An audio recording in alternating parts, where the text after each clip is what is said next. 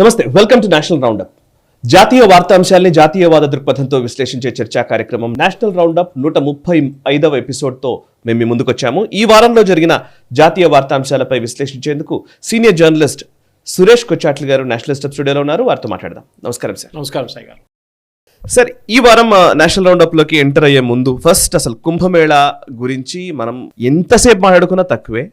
45 రోజుల ప్రస్థానము, మహాకుంభమేళా నిర్వహించిన విధానము, అక్కడికి కొన్ని కోట్ల మంది, సుమారు 64 కోట్ల మంది కుంభమేళాలో పుణ్య స్నానం ఆచరించినట్టుగా నంబర్లు చెప్తున్నాయి. 64 కోట్ల మంది. నిజానికి ప్రపంచంలో ఎక్కడ లేదు ఇట్లాంటి ఒక ఈవెంట్, ఇట్లాంటి ఒక సన్నివేశం ఎక్కడ జరగదేమో. 64 కోట్లు అంటే ఆల్మోస్ట్ కొన్ని దేశాలన్నీ కలిస్తే కూడా ఈ జనాభా ఉండదు. మన దగ్గర అంత పెద్ద ఈవెంట్ చేయడము, అది కూడా ఏ చిన్న పొరపాట్లు లేకుండా, ఒక స్టాంపేడ్ ఒక దగ్గర జరిగింది ఒకసారి, కానీ నిజానికి ఇంతమంది వచ్చినా ఆ పారిశుద్ధ్య కార్మికులు కావచ్చు, నేను కొంతమంది వెళ్ళి వచ్చిన వాళ్ళు చెబుతున్నారు, నేను వెళ్ళలే భాగ్యం నాకు రాలేదు, ఎందుకో ఏమో ఈసారి వెళ్ళలేదు, కానీ బట్ వెళ్ళిన ప్రతి ఒక్కళ్ళు చెప్తున్నది ఏంటంటే ఇట్లా వెళ్ళి ఇలా వచ్చేసరికి మళ్ళీ అక్కడ క్లీన్గా ఉంటుంది. అసలు వాటర్ క్లీన్లీనెస్ మెయింటైన్ చేయడం కానీ, శానిటేషన్ కానీ, అసలు నిజానికి ప్రతి అంశంలోనూ ది బెస్ట్ ప్రాక్టీసెస్ అన్నీ కూడా కుంభమేళాలో కనిపించినాయని చెప్తున్నారు. సో ఒకసారి ఈ 45 రోజుల కుంభమేళా జరిగిన తీరుతెన్నుల్ని ఎట్లా విశ్లేషిస్తారు మీరు? అది మోదీ గారు ఇవాళ చాలా బాగా ఒక బ్లాగ్ పోస్ట్ రాశారు, అన్ని పేపర్లలో వచ్చినాయి. అది దాంట్లో మహాయజ్ఞ ఆఫ్ యూనిటీ అని చెప్పారు. మహాయజ్ఞ ఆఫ్ యూనిటీ చాలా, ఎందుకంటే 64 కోట్ల మంది ఎట్లా వచ్చారని చాలామంది, దీనికి మిస్కన్సెప్షన్ చాలా ఉన్నాయి సాయి గారు. మిస్కన్సెప్షన్ కాదు, క్యాంపెయిన్. అది మల్లికార్జున్ ఖర్గే నుంచి, అఖిలేష్ యాదవ్ నుంచి, చాలామంది కాంగ్రెస్ నేతలు దీని వ్యతిరేకంగా, మమతా బెనర్జీ ప్యారలీ ఇంకొక కుంభమేళా పెట్టుకున్నారు వెస్ట్ బెంగాల్లో, ఇక్కడి నుంచి వచ్చే వాళ్ళని అక్కడ గుంజుకుందాం అని చెప్పేసి. అది జరగలేదు. యోగి గారు చాలా క్లియర్గా చెప్పారు ఏంటంటే, ఈ జరిగిన మన కంప్లీట్ 45 రోజులు జరిగిన ఈవెంట్కి అక్కడ ఒకటే కాదు, మన అందరు ప్రయాగ్రాజ్ గురించి మాట్లాడుతున్నాం. స్పిన్ ఆఫ్స్ ఇంకా ప్లేసెస్లో ఉండే, కాశీ లాంటిది, మథురా లాంటిది, మిగతా చాలా డెస్టినేషన్స్ యూపీలో, అయోధ్య, అక్కడ కూడా ఈ క్రౌడ్, మనం వెళ్ళి ప్రయాగ్రాజ్ వెళ్ళి రావడం కాదు ఒకటి, చాలా దాని ఓవర్ఫ్లో ఇంకా చాలా ఉండే అన్నమాట. కానీ చాలామంది అడిగారు నా దగ్గర, ఈ 64 కోట్ల మంది ఎట్లా వచ్చారు, 66 అంటున్నారు, 64. నేను సైంటిఫిక్గా చదివాను. వాళ్ళు ఏం చేశారంటే కెమెరాలు వాడుకున్నారు సాయి గారు. ఓకే, ఏఐ బేస్డ్ కెమెరాస్, ప్రతి చోట కెమెరా పెట్టారు. Every face was scanned. మీరు వెళ్తే మీ ఫేస్ మీద ఒక స్కాన్ చేశారు, మిమ్మల్ని రికగ్నైజ్ చేశారు. మీరు సాయి గారు మళ్ళీ ఇంకో ప్లేస్కి వెళ్తే డూప్లికేట్ కాదు అది. So you are remove from that list. దానికి ఒక కంప్లీట్ సెటప్ ఉండే, ఎందుకంటే ఎంతమంది వచ్చారని తెలియాలి కదా డైలీ. అది చాలా ఇంపార్టెంట్ అన్నమాట. అది కాకుండా ఏం చేశారు నెక్స్ట్ స్టెప్ అంటే, ఈ స్టాఫ్ ఉంటారు చూడండి అక్కడ, సెక్యూరిటీ కానివ్వండి, క్లెన్లీనెస్ స్టాఫ్ కానివ్వండి, మిగతా చాలామంది ఉన్నారు, వాళ్ళు కూడా వేలాది మంది ఉన్నారు. వాళ్ళకి స్పెషలీ RFID ఎనేబుల్డ్ ట్యాగ్స్ ఇచ్చారు. దాంతో ఏం చేశారంటే వాళ్ళ దీన్ని డూప్లికేట్ చేసి వాళ్ళు తీసేశారు లిస్ట్ నుంచి, డూప్లికేట్ కాకుండా. దెన్ మూడో స్టెప్, అక్కడ ఎన్ని మొబైల్ ఫోన్స్ పనిచేస్తుంది ఆ రోజు, ఆ టైంలో, ఆ గంటలో, ఆ నిమిషాల్లో ఎన్ని మొబైల్ ఫోన్స్ పనిచేస్తుంది. ఓకే, దాంట్లో మొబైల్ కొన్న you can track it very easily. ఎన్ని మొబైల్ ఫోన్, ఎన్ని టవర్స్ లొకేషన్తో కలిసిపోతున్నారు. అందరూ స్నానానికి వెళ్తున్నప్పుడు మొబైల్ ఫోన్ తీసుకెళ్తున్నారు తోడు, ఫోటోలు తీసుకోవాలి కదా, వీడియోలు తీసుకోవాలి కదా చాలామంది. ఇన్ఫాక్ట్ నేను నా ఫ్రెండ్స్ దగ్గర ఇన్వైట్ చేశాను, చాలామంది నాకు పంపించండి వీడియోలు, మీ వీడియోలు నేను నా వెబ్సైట్లో, నా ఫేస్బుక్లో ఇస్తానని చెప్పాను అందరికీ. ఎందుకంటే చాలామంది వెళ్ళి వచ్చి ఫోటోలు వేశారు, కానీ వాళ్ళ ఎక్స్ప్రెషన్ చెప్పలేకపోతున్నారు. వాళ్ళు యూజువలీ వాళ్ళు రాస్తున్నారు, కానీ వాళ్ళు చెప్పినప్పుడు దాన్ని it will be a different impact altogether. ఈ మూడు కలిపేసి సాయి గారు, ఈ కెమెరా, ఈ RFID ట్యాగ్స్, మొబైల్ ఫోన్ తీసి వీళ్ళు per day, per hour, per minute flow చూస్తున్నారు. ఇది కాకుండా ప్రయాగ్రాజ్ ఎంటర్ చేసే వెహికల్స్ ఎక్కడో ఆపేస్తున్నారు, దాన్ని చాలా దూరం ముందే ఆపేస్తున్నారు. దాన్ని గిరిధర్ గారు చెప్పారు 10 కిలోమీటర్లు నడుచుకుంటూ వెళ్ళారన్నారు. అది డెఫినెట్, ఎందుకంటే అక్కడ వెహికల్ అవాయిడ్ చేస్తే మళ్ళీ మీరు ఏం చేయలేరు, కంప్లీట్గా జామ్ అయిపోతుంది కంప్లీట్ ట్రాఫిక్. ఆ వెహికల్లో వచ్చిన వాళ్ళు ట్రాక్ చేశారు, ఎంతమంది ఎయిర్పోర్ట్ నుంచి వచ్చారు ట్రాక్ చేశారు, ఎంతమంది బై ఓన్ ట్రాన్స్పోర్ట్లో వచ్చారు, బస్సు కానివ్వండి, పర్సనల్ ట్రాన్స్పోర్ట్ నుంచి ఎంతమంది వచ్చారు చెక్ చేశారు. ట్రైన్స్, విపరీతమైన ట్రైన్స్ ఉండే, చాలా ట్రైన్స్ ఉండే, ఈవెన్ ఫ్రమ్ హైదరాబాద్ ఆల్సో. అట్లాంటి పరిస్థితులు మొత్తం క్రౌడ్ ఫస్ట్ ఈ 66 కోట్లు అని చెప్తున్నాం. దీంట్లో చాలా మంది భారతీయులు ఉంటారు, 98% ఇండియన్స్ ఉంటారు, 2% మనం బయట నుంచి వచ్చిన వాళ్ళు ఉంటారు. నాకు ఇంట్రెస్టింగ్ ఒక ఇన్పుట్ వచ్చింది సాయి గారు. మొన్ననే వరల్డ్ బ్యాంక్లో పనిచేసే మా ఫ్రెండ్, ఇండియనే, తెలుగు అతనే, ఇక్కడికి వచ్చారు, ప్రయాగరాజ్కి వచ్చి స్నానం చేసి వెళ్ళారా. వెళ్ళే ముందు నాకు కాల్ చేశారు హైదరాబాద్కి వచ్చినప్పుడు, సురేష్ గారు ఇట్లా వెళ్ళాను, అక్కడ కలిసాను, మిమ్మల్ని కలవలేకపోయాను, నైట్ రిటర్న్ ఫ్లైట్లో I'm going back to Washington అన్నారు. అది కాకుండా నాతో 3 వచ్చినారు ఎక్కడి నుంచి, వరల్డ్ బ్యాంక్ నుంచే. One was a French lady, one was some other lady, I think Brazil, and third one was South Africa. Okay. So నేను అడిగాను దీని సిగ్నిఫికెన్స్ ఏంటంటే వాళ్ళిద్దరు సౌత్ ఆఫ్రికా నుంచి బ్రెజిల్ నుంచి వచ్చిన వాళ్ళు దే జస్ట్ కేమ్ స్నానం చేద్దాంలే అది డిఫరెంట్ ఉంటుందని చెప్పి ఫస్ట్ వాళ్ళు వారణాసికి వచ్చారు, కాశీకి వచ్చారు, అక్కడి నుంచి అయోధ్య అది కొత్త కంప్లీట్ చేసుకుంటే మళ్ళీ లాస్ట్ ప్రయాగరాజ్కి వచ్చారు. మూడవ మహిళ సౌత్ ఆఫ్రికా నుంచి వచ్చిన ఆమె ఇండియన్ ఆరిజిన్ డిసెంట్, కానీ she is now 5th or 6th generation Indian. Okay. వాళ్ళ great great great grandfather grandmother దీనికన్నా ముందు జరిగిన కుంభమేళాలో మహాకుంభమేళాలో స్నానం చేశారంట. ఓ. వాళ్ళ ఫ్యామిలీ ట్రీలో ఎక్కడో రాసి పెట్టారంట అది. ఓకే. సో ఆ ట్రీ అది బ్రేక్ కాకుండా ఉండడానికి ఆ ట్రెడిషన్కి ఆమె వచ్చిందంట ఇక్కడ. సో నేను రిక్వెస్ట్ చేశాను అతను కూడా ఆమె దగ్గర ఒక చిన్న బయట ఏదైనా బట్టి పంపించమని చెప్పండి. నేను it will be very interesting story to carry, ఎందుకంటే మనం భారతదేశం నుంచి వెళ్ళడం ఇంకో నేషనల్ స్టెప్ కూడా క్యారీ చేద్దాం sir. Definitely give it you. ఎందుకంటే ఇది మన దగ్గర కూడా మనం చాలా మంది మర్చిపోతాం. మన గ్రేట్ గ్రేట్ గ్రాండ్ ఫాదర్ వెళ్ళారా అవును ఆ టైంలో? కాశీకి వెళ్తాం చాలా మంది వెళ్తారు, కానీ మహాకుంభ జరిగినప్పుడు మహాకుంభమేళ అప్పుడు జరిగినప్పుడు వెళ్ళారా వీళ్ళు? That's a big question. ఇప్పుడు దీంట్లో మనం అడిగితే ఒక ఫ్యామిలీ ట్రీ కూడా కనిపిస్తుంది మీకు. మా great great great grand father వెళ్ళారు, గ్రాండ్ మదర్ వెళ్ళారు, వాళ్ళు కూడా స్నానం చేశారు. సో ఈ ఎంటైర్ ఎపిసోడ్ మనం చూస్తున్న సాయి గారు ఈ చాలామంది క్రిటిసైజ్ చేయడానికి వచ్చారు. మల్లికార్జున్ ఖర్గే గారు చెప్పారు అక్కడ వెళ్ళి స్నానం చేస్తే పాపాలని వెళ్ళిపోతుందా అని అడిగారు. ఏం వెళ్ళదు, అట్లా బాగానే జరిగిందని. ఆయనకు ఎవరో సమాధానం చెప్పాల్సిన అవసరం, డికే శివకుమారే చెప్పాడు. అదే కదా ఆయన పేర్లోనే మల్లికార్జున్ ఉందన్నారు. శివుడు can he deny his own name అన్నారు. అది డబుల్ లోడెడ్ స్టేట్. వాళ్ళ పార్టీ నుంచి కోమటిరెడ్డి వెంకటరెడ్డి వెళ్ళొచ్చాడు.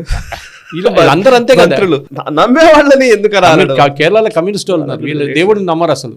కానీ రాత్రి 9 గంటలకు గుడి బంద్ చేసే ముందు టవల్ వేసుకొని వెళ్తారు తలమే నుంచి. ఎందుకంటే వాళ్ళ వైఫ్ వెళ్తుంటారు, వాళ్ళతో వెళ్తాడు, కానీ చూస్తే వాళ్ళ పార్టీని తీసేస్తారు వాళ్ళు. ఓహో. కేరళలో ఈవెన్ పెళ్లిళ్ళు చేసిన వాళ్ళు సస్పెండ్ చేశారు టెంపుల్లో, కమ్యూనిస్ట్ పార్టీలో. వాళ్ళు అసలు దేవుళ్ళు అసలు పట్టించుకోరు వాళ్ళు. Anyway let us come back to Kumbh. ఒకటి సాయి గారు మీరు చెప్పినట్ల క్రౌడ్ మేనేజ్మెంట్, ఎందుకంటే డివోషన్ అనేది ఇంకోటి, క్రౌడ్ మేనేజ్మెంట్. మన దగ్గర ఇండియన్స్కి పెద్ద ప్రాబ్లం ఏంటంటే డిసిప్లిన్ లేదు మనకి. మనం చూసాం చాలా మటుకు వీడియోలు వచ్చినాయి, ట్రైన్ విండోస్ పలగొడుతున్నారు, డోర్లు పలగొట్టుతున్నారు, ట్రైన్ ఆపేస్తున్నారు, చాలా గొడవలు జరిగినాయి అనుకో. అది వాళ్ళ ఓన్ ఫ్రస్ట్రేషన్. ట్రైన్లో రిజర్వేషన్ చేయకుండా ముందే లాస్ట్ మినిట్లో ట్రై చేసినప్పుడు జరిగింది ఇదంతా. ఢిల్లీ స్టేషన్లో ఒక స్టాంపీడ్ కూడా జరిగింది, మనం చూసాం, చాలా అన్ఫార్చునేట్. మీరు చెప్పినట్లు ప్రయాగ్రాజ్లో కూడా ఒక చిన్న స్టాంపీడ్ జరిగింది, 30 మంది పోయారు దాంట్లో కూడా. బట్ నేను ఓవరాల్గా చూస్తే కుంభమేళా అనే ఒక ఈవెంట్ చూస్తే నాకు మొన్న ఒక ఆవిడ టైమ్స్ ఆఫ్ ఇండియాలో ఒక స్టోరీ వచ్చింది, టైమ్స్ ఆఫ్ డెక్కన్ క్రానికల్ నాకు గుర్తులేదు, కానీ దాంట్లో ఆమె పర్సు పడిపోయిందంట ప్రయాగ్రాజ్లో ఎక్కడో. ఈ స్నానం కన్ఫ్యూజన్ లేకుండా పర్సు పడిపోయింది.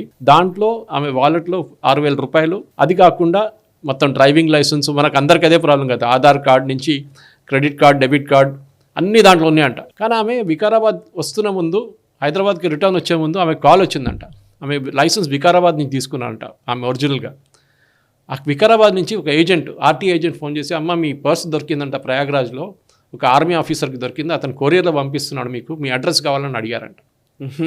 ఆలోచించండి, ఈ క్రౌడ్లో ఇంకెవరైనా కానీ పర్స్ అంటే కూడా పోలే, ఎప్పుడు పోతారు దీని అంటే అని చెప్పేసి పక్కన. కానీ పీపుల్ ఆర్ సో ఆనెస్ట్.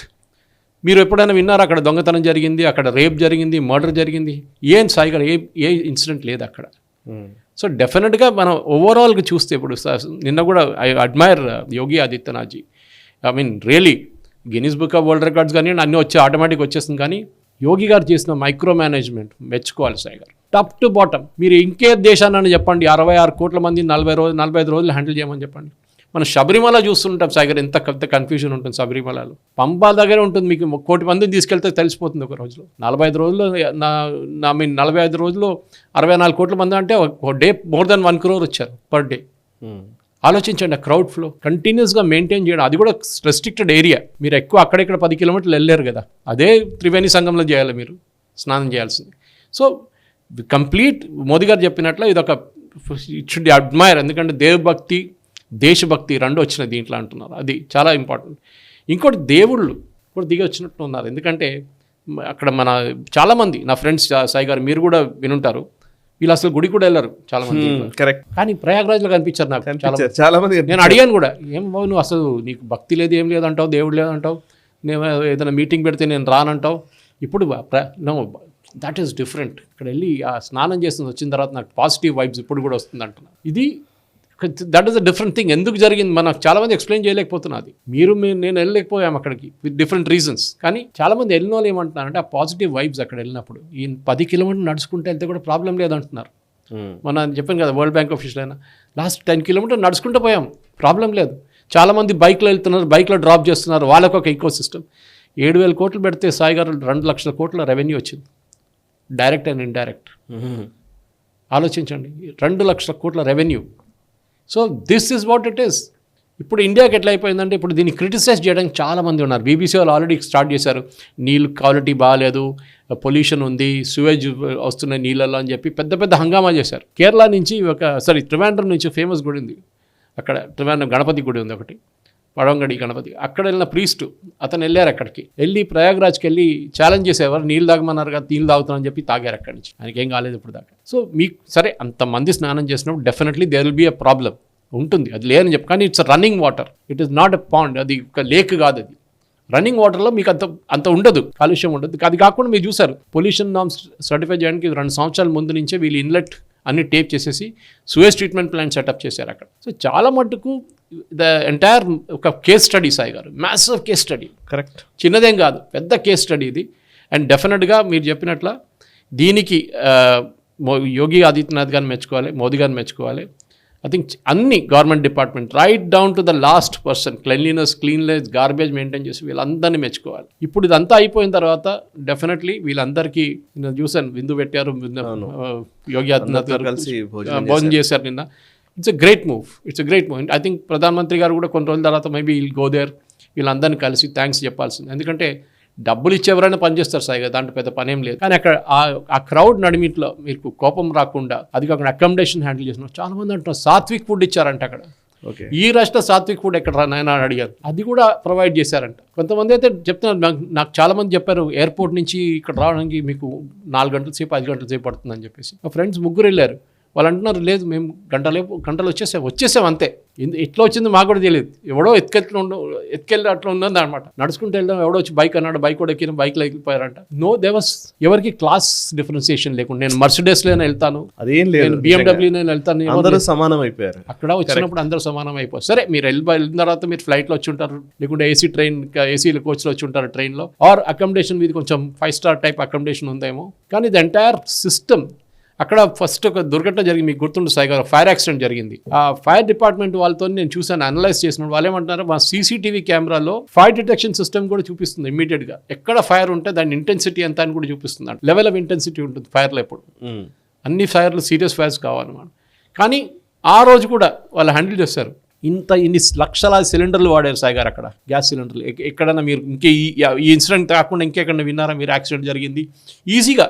మనం హజ్కి పోతున్నట్టు వింటూ ఉంటాం మనం, అక్కడ ఏదో ట్రాజెడీ జరిగింది, ఏదో గ్యాస్ సిలిండర్ పేలిపోయింది, చాలా మంది చనిపోయారని చెప్పేసి జరిగింది అక్కడ కూడా. కానీ this is India's moment Sai గారు, India's moment, this definite about. ఎందుకంటే ఇండియాకి మాత్రమే ప్రత్యేకం ఇది, భారత్. ఎందుకంటే ఇది ప్రయాగ్రాజ్ జరిగింది, మోదీ గారు చెప్పినట్లు it's a subject of study for modern management professionals అన్నారు. మీరు క్రౌడ్ మేనేజ్మెంట్ గురించి మాట్లాడుతున్నప్పుడు, స్టాంపీడ్ మేనేజ్మెంట్ గురించి మాట్లాడుతున్నప్పుడు నేను చూసాను చాలా మంది వీడియోలు కూడా పెట్టారు. ఒక స్టాంపీడ్ క్రౌడ్లో ఉంటే మీరు ఎట్లా బిహేవ్ చేయాలని చెప్పి, వెరీ ఎడ్యుకేటివ్. మీరు క్రౌడ్కి ఆపోజిట్ లైన్లో వెళ్ళకుండా క్రౌడ్తోనే వెళ్ళండి, then you will not have much of stampede అని చెప్పేసి. దిస్ ఎవ్రీబడీ కాంట్రిబ్యూటెడ్ సాయి గారు. ఐ థింక్ మీరు మనం యూట్యూబ్కి వెళ్తే కానివ్వండి, ఇన్స్టాగ్రామ్కి వెళ్తే కానివ్వండి, థ్రెడ్స్లో వెళ్తే కానివ్వండి, thousands and lakhs of videos దీంట్లో వచ్చేసాయి గారు. ఐ థింక్ దాన్ని కంపైల్ చేసి ఒక కేస్ స్టడీ చేస్తే డెఫినెట్లీ మన తిరుమల గురించి మాట్లాడతాం. ఇప్పుడు తిరుమల 1 కోటి మంది వచ్చారు ఇవాళ, అది అంత జరిగింది, ఇంత రష్ ఉండే, లక్షలాది మంది వచ్చారని చెప్తూ ఉంటాం మనం. కానీ I think the first time Sabarimala, Tirumala ఇట్లాంటి హై ఇంటెన్సిటీ ప్లేసెస్లో short duration visits, I think Sabarimala only can match it. అక్కడ కూడా 41 రోజులు అక్కడ కూడా ఉంటుంది. కానీ ఐ థింక్ నీళ్లు, that's a biggest danger here. ఆ యాక్సిడెంట్లో మునిగి ఎవరో చనిపోయారని ఇప్పుడు న్యూస్ వచ్చిందా సాయి గారు? ఎప్పుడు కుంభమేళకి వెళ్తున్నారు, పాత జోకులు ఉంటుండే సినిమాలు కూడా, కుంభమే బిచ్చడిగాయని, అంటే కుంభమేళకి వెళ్ళి కనిపించకుండా పోతారంట చాలా మంది, తర్వాత 30 సంవత్సరాల తర్వాత మళ్ళీ కలుస్తారంట, సినిమాలు చూస్తుంటాం మనం. సో అది కాకుండా అక్కడ కూడా మిస్సింగ్ పర్సన్స్ ఎంతో బాగా ట్రేస్ చేశారంటే మిస్సింగ్ పర్సన్స్ని అక్కడ వితిన్ 1 అవర్ వాళ్ళు ట్రేస్ చేసుకున్నారు మిస్సింగ్ పర్సన్స్ని. పెద్ద అనౌన్స్మెంట్ నడుస్తుందంట, ఇతను ఇక్కడ ఉన్నారు, మీరు ఇక్కడికి రండి అని. మనం కూడా పెద్ద గుడికి వెళ్తే అక్కడ కూడా కనిపిస్తుంది ఈ సిస్టమ్ ఇది. కానీ ఐ థింక్ యోగి ఆదిత్యనాథ్ గారిని మెచ్చుకోవాలి సాయి గారు. ఐ థింక్ విత్ దిస్ పొలిటికల్గా మాట్లాడకుండా బీజేపీలోనే యోగి ఆదిత్యనాథ్ గారికి ఒక మేనేజ్మెంట్ ఒక రోల్ వచ్చేసింది. నెక్స్ట్ బీజేపీ ప్రెసిడెంట్ కావటని చెప్పట్లేదు, ఎందుకంటే ముఖ్యమంత్రిగా ఉన్నప్పుడు బీజేపీ ప్రెసిడెంట్గా ఉండలేరు అతను. కానీ I think he has shown ఒక యోగిగా ఉండి, ఒక మహంత్గా ఉండి ఎట్లా హ్యాండిల్ చేయవచ్చు ఇట్లాంటి ఒక పెద్ద యాక్చువల్లీ చాలా ప్లానింగ్ ఉంటుంది దాంట్లో చాలా planning. So I think he deserves all the credit for it. Yes, Yogi గారికి నిజంగా ధన్యవాదాలు చెప్పాలి. భారతీయుడిగా సనాతన సంస్కృతిని కాపాడాలని కోరుకునే వ్యక్తిగా డెఫినెట్గా యోగి గారికి, మోదీ గారికి థ్యాంక్స్ చెప్పాలి సార్ మనం అందరం. రైట్, ఇక నెక్స్ట్ అంశంలోకి వెళదాం సార్. కొంచెం పొలిటికల్ అంశం ఇది. సీఎం రేవంత్ రెడ్డి ప్రధాని నరేంద్ర మోదీ గారిని కలిశారు. ప్రధాని నరేంద్ర మోదీ గారిని కలవడం కొత్తేం కాదు. నిజానికి ముఖ్యమంత్రులు ప్రధానమంత్రిని కలవడం కొత్తేం కాదు. మన రాష్ట్రంలో ఆనవాయితీ ఏంటంటే నిజానికి కేసీఆర్ గారు ఉన్నప్పుడైనా కానీ వీరైనా కానీ ముఖ్యమంత్రి వెళ్ళడము, ప్రధానమంత్రిని కలవడము, బయటకు రావడము, వచ్చిన తర్వాత మేము కేంద్ర ప్రభుత్వాన్ని ఇవి చేయమని అడిగాము, అవి చేయమని చేయలేదు, వాళ్ళు ఏం చేయట్లేదు, వాళ్ళు చేయాల్సిన బాధ్యత వాళ్ళది అని మళ్ళీ అనడం. ఎవరు ముఖ్యమంత్రిగా ఉంటే వాళ్ళ మీద దూషించడం. లైక్ ఎట్లా అంటే కిషన్ రెడ్డి గారిని ముఖ్యంగా లాస్ట్ 10 years నుంచి అయితే కేసీఆర్ గారి టైంలో కూడా కేంద్ర మంత్రిగా ఉన్న కిషన్ రెడ్డి ఏం తెచ్చారు, అసలు కేంద్రం ఏమి ఇచ్చింది, ఏమి ఇవ్వలేదు, ఇదే నడిచింది. ఇప్పుడు రేవంత్ రెడ్డి కూడా అట్లాంటి ఒక వాతావరణంలోకి వెళుతున్నట్టుగా కనిపిస్తోంది. బడే భాయ్ అని చెప్పినప్పటికీ కూడా మొన్నటి వరకు కొంచెం టర్న్ మారుస్తున్నట్టుగా కనబడుతోంది. అదే టైంలో మోదీ గారి నుంచి ఒక సర్ప్రైజింగ్ లేఖ కూడా వచ్చింది. ఇది చాలా తెలుగు ప్రసార మాధ్యమాలు పెద్దగా దీన్ని కవర్ చేయట్లేదు కానీ but we have to discuss this sir. CM గారికి ప్రధాని నరేంద్ర మోదీ గారు అంటే కేంద్ర ప్రభుత్వం ప్రాజెక్టులకి లేదా వాటికి ల్యాండ్ ఇవ్వని సందర్భాలు ఉన్నాయి. కొన్ని మీరు అలకేట్ చేయాల్సిన డబ్బులు మీరు అలకేట్ చేయని ఉన్నాయి, మీ నుంచి అనుమతులు రాని ఉన్నాయి. ఎక్కడెక్కడైతే మీరు పెండింగ్ లో పెట్టారో ఇవన్నీ ఫస్ట్ క్లియర్ చేయండి అని చెప్పేసి ప్రధాని ఆఫీస్ నుంచి లేదా ప్రధానమంత్రి దగ్గర నుంచి సీఎం కి ఒక విష్ లిస్ట్ వచ్చింది. ఇది ఫస్ట్ టైం నాకు తెలుసు కదా. ఇంతకుముందు ఎప్పుడు ప్రధాని ఇట్లా ఇవ్వలేదు. సో ఏదో బ్యూరోక్రాట్స్ చెప్పడము అది జరిగేది కావచ్చు కానీ బట్ అఫీషియల్ మీటింగ్ లోనే ఇది అనౌన్స్ చేయడాన్ని ఎట్లా అర్థం చేసుకోవాలి? సో ఊరికే మీరు వచ్చి మమ్మల్ని అడగడం కాదు, అసలు మేము కూడా అడగడం మొదలు పెడతాం మిమ్మల్ని అని చెప్పడమా? చాలా మటుకు సాయి గారు మీకు గుర్తుంటుంది, కేసీఆర్ గారు ఉన్నప్పుడు ప్రధాన మంత్రి ఆవాస్ యోజన క్రితం వాళ్ళు ఇల్లు ఇచ్చారు, ఫండ్స్ ఇస్తారు వాళ్ళు. ప్రధాన మంత్రి మనం చూసుంటాం పిఎంఏవై అని, బీబీ నగర్ నుంచి వస్తున్నాడు మీకు కనిపిస్తుంది, అక్కడ కట్టారు. కానీ దాని పేరు ఇనాగరేషన్ రిబ్బన్ కటింగ్ కి కేటీఆర్ గారు లేకుంటే కేసీఆర్ గారు వెళ్తుంది. మోస్ట్లీ కేటీఆర్ గారు డబ్బులు ఇచ్చేదేమో సెంట్రల్ గవర్నమెంట్ 60%, 40% స్టేట్ గవర్నమెంట్ పెడతారు. ఇది కాకుండా ప్రజలు కూడా ఇక్కడున్న ప్రజలు చాలా మంది అర్థం చేసుకోవాలి. మన దగ్గర 2 మిషన్స్ ఉంటాయి సాయి గారు. నేషనల్ రూరల్ మిషన్స్ ఉంటుంది, అర్బన్ మిషన్ ఉంటుంది, హెల్త్ NHRM, NRM. దీంట్లో అర్బన్ ఏరియాలో మొహల్లా క్లినిక్స్ లాంటిది ఉంటుంది, అదక్కడేమో ప్రైమరీ హెల్త్ సెంటర్స్ ఉంటుంది. చాలా మటుకు అంగన్వాడీ వర్కర్స్ చేస్తున్న వర్క్ కానివ్వండి, మిగతాది హెల్త్ సర్వేలు కానివ్వండి, అదంతా సెంట్రల్ గవర్నమెంట్ ఫండెడ్. కానీ మీకు అక్కడ ఒక మోదీ గారి ఫోటో కనిపించదు, రేవంత్ రెడ్డి ఫోటో కనిపిస్తుంది, ఇంకా ముందు కేసీఆర్ ఫోటో కనిపిస్తుంది. నాకు చాలా మంది పంపిస్తూనే ఉంటారు ఖమ్మం వైపు నుంచి, ఆదిలాబాద్ వైపు. ఓ రోజు నిర్మలా సీతారామన్ గారు అడిగినప్పుడు పెద్ద గొడవ అయింది కదా, ఎందుకు పెట్టలేదు ఫోటో అని చెప్పేసి. Ration national rural health machine కింద ప్రాజెక్ట్ సెంట్రల్ గవర్నమెంట్ డబ్బులు. అవును, ఆయుష్ డాక్టర్ సెంట్రల్ గవర్నమెంట్ డబ్బులు. ఇక్కడ నిమ్స్లో కూడా వాళ్ళ జీతం ఇస్తే సెంట్రల్ గవర్నమెంట్, కానీ వాళ్ళకి అసలు రోల్ లేదు సెంట్రల్ గవర్నమెంట్కి. అది బీజేపీ వాళ్ళని తప్పు పడతాను నేను. మీరు వెళ్ళి అడగాలి మా మోదీ గారి ఫోటో ఎందుకు పెట్టలేదని చెప్పి. రీసెంట్గా ఎవరో అడిగారు అనుకుంటాను, నాకు గుర్తులేదు ఎవరు, కిషన్ రెడ్డి సంబడి మోదీ గారి ఫోటో ఎందుకు లేదని చెప్పేసి. పెట్టాల్సింది. అన్నిటికంటే బెస్ట్ ఎగ్జాంపుల్ 108 అంబులెన్స్ ఉంది సార్, 104, 108. దాంట్లో major portion of funding central government ఇస్తారు. డ్రైవర్ శాలరీ, దాంట్లో ఉన్న డీజిల్ డబ్బులు, దాంట్లో 2 పారామెడిక్స్కి, దాంట్లో ఉన్న మందు, అన్నిటికీ సెంట్రల్ గవర్నమెంట్ ఫండ్స్ ఇస్తారు నేషనల్ హెల్త్ మిషన్ కింద. కానీ దాని మీద ఫోటో ఎవరితో ఉంటుంది సాయి గారు? రేవంత్ రెడ్డి. మోదీ గారి ఫోటో కనిపించిందా దాని మీద? ఉంది. ఏం చేస్తారు? నేషనల్ హెల్త్ మిషన్ అని పెడతారు, NHM అని. ఇది ఎవరికి తెలియదు NHM అంటే ఎవరు అని చెప్పేసి. మోదీ గారి ఫోటో పెడితే గుర్తుంటుంది. డిమాండ్ చేయాలి వీళ్ళు.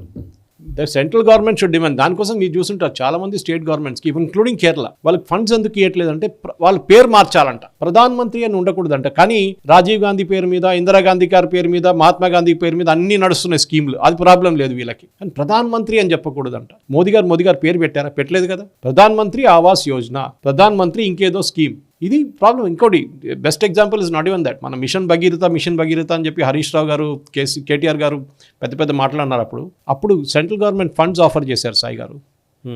జల్ జీవన్ మిషన్ కింద ఫండ్స్ ఆఫర్ చేస్తే వీళ్ళేమన్నారు, కాదు మాకు 100% కవరేజ్ అయిపోయింది, అంటే ప్రతి ఇంటికి మేము నీళ్ళు ఇస్తున్నాం అప్పుడు, తాగే నీళ్ళు, మీ ఫండ్స్ అక్కర్లేదు మాకన్నారు. ఎందుకంటే దాంట్లో మళ్ళీ కేసీఆర్ గారు ఫోటో పెట్టలేరు. సెకండ్, ఆడిట్ చేయాల్సి వస్తుంది. స్టేట్ ఆడిట్ ఉంటుంది, సెంట్రల్ గవర్నమెంట్ ఆడిట్ ఉంటుంది, CAG ఆడిట్ ఉంటుంది. భయం. లంచాలు ఇచ్చారు కదా, లంచాలు ఇచ్చి చేసుకున్నారు. ఇప్పుడు కాంగ్రెస్ వాళ్ళు BRS వాళ్ళు తిడుతున్నారు. ఇప్పుడు Srisailam bank, left bank canal పడిపోయిందని చెప్పి, అక్కడ యాక్సిడెంట్ జరిగిందని చెప్పి. దాంతో ఇదే ప్రాబ్లమ్స్ అయ్యారు. అది మీరు ప్రధానమంత్రి ఆవాస్ యోజన ఇల్లు ఉండొచ్చు, 2 bedroom హౌసెస్ ఉండొచ్చు. ఇప్పుడు ఇందిరమ్మ ఇల్లు అని చెప్పి వీళ్ళు ఇస్తున్నారు. ఇందిరమ్మ ఇల్లు ఎందుకు పెడుతున్నారండి? మీరే అబ్జెక్ట్ చేశారు కదా మోదీ గారి పేరు ఉండకూడదని చెప్పి. మళ్ళీ మీరు ఇందిరమ్మ అని ఎందుకు పెడుతున్నారు? రేపు మోదీ గారు కూడా పెట్టుకోవచ్చు కదా, సెంట్రల్ గవర్నమెంట్ స్కీమ్ కింద నా పేరు ఉండాలి, మోదీ కా ఘర్ అని చెప్పేసి ఏదైనా పెట్టుకోవచ్చు. చేయట్లేదు కదా వాళ్ళు. ప్రధానమంత్రి అని చెప్తా, ఎవరు ప్రధానమంత్రి ఉంటే వాళ్ళే క్రెడిట్. సో దీనికి ఇచ్చిన దీంట్లో కూడా ఇప్పుడు మనం చూసుంటాం, మోదీ గారు చేసిన చాలా మంచి నాకు నచ్చింది సాయి గారు యాక్చువల్లీ. ఎందుకంటే ఉల్టా వేశారు కార్డు. అవును, నాకు ఇప్పుడు కూడా గుర్తుంది. ఇప్పుడు ఐ థింక్ స్టిల్ ఆ డబ్బులు ఇవ్వదు. 180-200 కోట్లు మన MMTS phase 2కి డబ్బులు ఇవ్వాలి స్టేట్ గవర్నమెంట్. ఇప్పుడు దాకా ఇవ్వలేదు. ఏది మన మౌలాలి నుంచి సనత్ నగర్కి త్రూ నెరెడ్మెట్, లోత్కుంట, బోన్పల్లి వైపు నుంచి అట్లా వెళ్తుంది అన్నమాట. దానికి డబ్బులు ఇవ్వలేదు ఇంకా స్టేట్ గవర్నమెంట్. డబ్బులు లేదని చెప్పి కేసీఆర్ చేయలేపేశారు అప్పుడే. కానీ సెంట్రల్ గవర్నమెంట్ ఇంప్లిమెంట్ చేశారు, రైల్వేస్ హ్యావ్ ఇంప్లిమెంటెడ్. కానీ ఫుల్ ఫ్లెజ్గా నడవట్లేదు. ఇంకా ఫండ్స్ రావాలి దానికి, రేక్స్ తీసుకోవాలి, ఇంకా చాలా కొనాలి, చాలా పనులు ఉన్నాయి దానికి. ఓకే, ఇప్పుడు అడుగుతున్నారు, మీరు మొబైల్ కనెక్టివిటీ ప్రాజెక్ట్స్ మీరేం చేయట్లేదు. Left wing extremist affected areas, మన ఏజెన్సీ ఏరియాస్ అంతా, అక్కడ మీరేం చేయట్లేదు. 4G మినిమం అనుమతులు రాలేదట. 4G 5G ఎక్స్పాన్షన్కి అది కూడా ఇవ్వట్లేదు. రిలయన్స్ వాళ్ళకి ప్రాజెక్ట్ ఉందంట 32,000 కోట్లది, దాన్ని కూడా అనుమతి ఇవ్వలేదంట. వీళ్ళు ప్రాజెక్ట్ కావాలని చెప్పి ప్రైవేట్ సెక్టర్ దగ్గర డావోస్ వెళ్ళి ఆ సంతకాలు చేసుకుంటారు, కానీ ఇట్లాంటి చిన్న చిన్న పనులు కూడా ఇక్కడ చేయరు సాగర్. ఇంకా చాలా మటుకు lift irrigation projects 3 Sriram Sagar కానివ్వండి, రాజీవ్ భీమా, ఇదన్నీ పడి ఉన్నాయి చాలా మటుకు ప్రాజెక్ట్స్. ఎయిమ్స్ బీబీ నగర్ 1300 కోట్లు. నేను చెప్పిన దీనికన్నా ముందు చెప్పిన ప్రాజెక్ట్ చొక్కరావు దేవుడు వల్ల కానీ, రాజీవ్ భీమా కానీ, శ్రీరామ్ సాగర్ ప్రాజెక్ట్ స్టేజ్ 2కి 18,000 కోట్లు ఇవ్వాలి state government, 18,000 crores. Okay, so ఇప్పుడు రేవంత్ రెడ్డి గారు ఏం చెప్పారంటే, ఈ బాంబు పడంగానే నేను కొంచెం హైదరాబాద్కి వెళ్ళి మా అఫీషియల్స్ మీట్ చేసి కనుక్కుంటాను అంటే, ఆయనకు తెలియదు ఇదంతా. దాచిపెట్టారు, తెలిసి ఉండకపోవచ్చు, నిజంగా దాచిపెట్టారు వీళ్ళందరికీ. క్లియర్ చేస్తానన్నారంట ఇమీడియట్లీ. మనకి ఈఎస్ఐ ఇటువైపు ఈఎస్ఐ హాస్పిటల్ ఉంది సికింద్రాబాద్ వైపు, మన ఎర్రగడ్డ వైపు. కానీ శంషాబాద్ వైపు 150 కోట్లకి కట్టాలి, దానికి ల్యాండ్ కావాలి కదా, అది ఇవ్వలేదు. దానికి 150 కోట్లు రావాలి. మనోహర్బాద్ కొత్తపల్లి రైల్వే లైన్కి, కాజీపేట విజయవాడ 3rd లైన్ కోసం ఎలక్ట్రిఫికేషన్ ప్రాజెక్ట్స్, అది 3,000 కోట్లు ఆల్మోస్ట్. ఇదన్నీ సెంట్రల్ గవర్నమెంట్ ప్రాజెక్ట్స్. ఇది సెంట్రల్ గవర్నమెంట్ డబ్బులు పెడుతున్నారు, కానీ వీళ్ళు అడ్డంకులు పెడుతున్నారు. ఇక్కడ ఒక్కొక్కటి చెప్పి ఒకటి ముఖ్యమంత్రి గారు ఇవ్వచ్చండి సాయిగా, దానికి ఎవరికి అబ్జెక్షన్ లేదు. మీరు పెద్ద విష్ లిస్ట్ తీసుకెళ్ళచ్చు. 22,000 కోట్లతో నేను మూసి రీజువనేషన్ చేస్తాను. మళ్ళీ మీరు ఎందుకు తీసుకొచ్చారండి ప్రాజెక్టు? మీద డబ్బులు లేనప్పుడు ప్రాజెక్ట్ ఎందుకు? మళ్ళీ సెంట్రల్ గవర్నమెంట్ ప్రాజెక్ట్ అని చెప్పండి, మోదీ గారు పేరు పెట్టుకుంటారు దానికి. అప్పుడు మీరు లే అప్పుడు ఓవైసీ గారు వస్తారు రిబ్బన్ కటింగ్కి, పక్కన రేవంత్ రెడ్డి గారు ఉంటారు. ఇదే కదా వీళ్ళ స్ట్రాటజీ. గాంధీ సరోవర్ ప్రాజెక్ట్ అన్నారు, దానికి ఏంటి, అది డిఫెన్స్ ల్యాండ్ కావాలి దానికి చాలా మటుకు, అది ఇవ్వరు వీళ్ళు. డిఫెన్స్ వాళ్ళు ఎందుకు ఇస్తారు? అది కూడా ఆర్టిలరీ సెంటర్ గోల్కొండ కాడ ఉంది, అది వాళ్ళు ఇవ్వరు, వాళ్ళు ల్యాండ్ డెఫినెట్గా ఇవ్వరు. రీజనల్ రింగ్ రోడ్ అంటున్నారు. రీజనల్ రింగ్ రోడ్ మీరేమన్నారు, నితిన్ గడ్కరీ గారి దగ్గర వెళ్ళి మా దగ్గర డబ్బులు లేవు, మేము ల్యాండ్ కావాలంటే మీకు ఇప్పిస్తాం, దాని తర్వాత మీరే కట్టేసుకోండి. సో నితిన్ గడ్కరీ గారు చెప్పారు, ఆల్ ఫైన్, టోల్ మీకు రాదు, టోల్ కూడా మేమే పెట్టుకుంటాం అన్నారు. కరెక్ట్, మరి అదే కదా. సో మీరు ప్రాజెక్టులు అనౌన్స్ చేయడంలో నెంబర్ 1 ఉన్నారు, కానీ మీ దగ్గర డబ్బులు లేవు. సాయి గారు నెలకు 6,000 కోట్లు సాయి గారు జీతానికి స్టేట్ గవర్నమెంట్ ఖర్చు. 6,000 కోట్లు. 6,000 కోట్లు ఏమో డెట్ సర్వీసింగ్, లోన్లు తీసుకున్న దానికి ఇంట్రెస్ట్ కడుతున్నారు. ప్రిన్సిపల్ అమౌంట్ కాదు, ఇంట్రెస్ట్ కట్టడం 6,000. 12,000 కోట్లు మంత్లీ రెవెన్యూ ఎంత సాయి గారు? వీళ్ళ మొత్తం బడ్జెటే 3 లక్షల కోట్లు ఉంది. దాంట్లో మీరు డివైడ్ బై 12 చేస్తే ఏ స్టూడెంట్ అని చెప్తారు. ఇప్పుడు ఏమంటున్నారు, మేము 22,000 కోట్లు మంత్లీ రెవెన్యూకి కొంచెం పెంచుతున్నాం పైకి. మీరు డబ్బులు లేనప్పుడు మీరు ఎందుకు ఇస్తున్నారు ఫ్రీ అని చెప్పి అన్ని ఇచ్చుకున్నారు, కానీ దాని తర్వాత ఇప్పుడు డబ్బులు లేవు. మీరు డెవలప్మెంట్కి డబ్బులు లేవు, మీరు జీతాన్ని మళ్ళీ స్టేట్ గవర్నమెంట్ పోస్ట్ క్రియేట్. అక్కడేమో యూఎస్లో ఏమో అందరిని తీసేస్తే మన దగ్గర ఏమో ఇంకా పెంచుకుంటే పోతున్నారు. సరే, రెండు డిఫరెంట్ యాడ్ స్టిక్స్ అనుకోండి, కానీ ఎంతమంది పని చేస్తున్నారు? మీరు ఒక ఎఫిషియన్సీ ఆడిట్ చేయండి. స్టేట్ గవర్నమెంట్లో పొద్దున సెక్రటేరియట్లో ఎంతమంది వస్తారు? 10 గంటలకు, 9 గంటలకు, 9:30కు ఎప్పుడో టైం. వాళ్ళు ఏం చేశారు? మన ఈమెయిల్ పంపించారు, మన ఇలాన్ మస్క్ వాళ్ళ టీం ఒకటి యుఎస్ గవర్నమెంట్ ఎంప్లాయీస్కి. పోయిన వారం ఏం చేశారు? ఒక 5 పాయింట్లు రాసి పంపించండి అని చెప్పి. అవును, కరెక్టే. More than half the fellows did not respond అంటే. ఎందుకు? వాళ్ళు లేరంట, అసలు సిస్టంలో లేరంట వాళ్ళు. వాడు ఎక్కడో పని చేసుకుంటున్నాడు, గవర్నమెంట్ దగ్గర డబ్బులు తీసుకుని. మన దగ్గర ఉంటుంది చాలా మంది ఇట్లా, టీచర్లు కానివ్వండి, ఇట్లా చాలా మంది ఉంటారు. వాళ్ళు ఎక్కడో పని చేస్తుంటారు, ఇక్కడ శాలరీ తీసుకుని ఉంటారు. ఇక్కడ కూడా ఆడిట్ జరగాల్సిందే. And Revanth Reddy has to do it, because డబ్బులు రావాలంటే you to show government efficiency. Revanth Reddy గారే చెప్పారు, లాల్ బహదూర్ స్టేడియంలో లెటర్స్ ఇష్యూ చేస్తే అపాయింట్మెంట్లో టీచర్కి చెప్పారు. అప్పుడు ఎందుకు గవర్నమెంట్ స్కూల్లో టీచర్ రావట్లేదు అని చెప్పి రేవంత్ రెడ్డి గారు అడిగారు. మంచి ప్రశ్న, ఎందుకు రావట్లేదు? ఎందుకంటే ఎంత పేదోళ్ళని కానీ ప్రైవేట్ స్కూల్ పంపిస్తున్నారు పిల్లల్ని. మనం దీనికన్నా ముందు కూడా మాట్లాడాం సాయి గారు, స్కిల్ డెవలప్మెంట్ గురించి మాట్లాడి, ఇప్పుడు స్కిల్ యూనివర్సిటీ అంటున్నారు. మీరు what are you trying to do? మీరు ఫస్ట్ మీ దగ్గర 100 రూపాయలు ఉంటే 100 రూపాయల్లో మీరు 60%, 60 రూపాయలు డెవలప్మెంట్ పెట్టండి. ఇప్పుడు ఉల్టా అయిపోయింది, 80% ఫ్రీకి ఇస్తున్నారు, ఈ మిగతా 20 మిగిలింది దాంతో ఆడుకుంటున్నారు. స్కూల్ కట్టడం కానీ, బ్రిడ్జ్లు కట్టడం కానీ, రోడ్లు వేయడం కానీ మీకు ఎక్కడ సరిపోతుంది డబ్బులు? ఎప్పుడు మీరు అడుక్కొని తినాల్సి వస్తుంది. ఎప్పుడు మీరు లోన్ కోసం ఇప్పుడు 7,000 రూపాయలు 7,000 కోట్లు కట్ చేశారు. ఫండింగ్ 7,000 కోట్లు చేశారు. ఇప్పుడు మార్చ్ దాకా మీరు ఎంత ఖర్చు చేస్తారో చూడాల్సింది. ఇప్పుడు మీరు బారోయింగ్ ఎంత దాకా చేసుకుంటారు? అప్పులు తీసుకొని కేసీఆర్ అయితే ముంచేసింది మొత్తం రాష్ట్రాన్ని. మీరు కూడా అదే చేస్తారా? మీరు ఫస్ట్ డౌన్ మీరు ఈ ఫ్రీబీస్ ఎవరు వన్ టైం వేవర్ ఇవ్వండి, ఎవరు వద్దట్లేదు. ఫార్మర్ కన్సిస్టెంట్గా ఇచ్చుకుంటే పోతే ఇక్కడ ప్రజలు ఏం తప్పు చేశారు? నేను మిడిల్ క్లాస్ వాళ్ళు ఏం తప్పు చేశాం? మాకెందుకు ఇవ్వట్లేదు మీరు? మాకు కూడా ఇవ్వండి, ఏదైనా వేవర్లు ఇవ్వండి.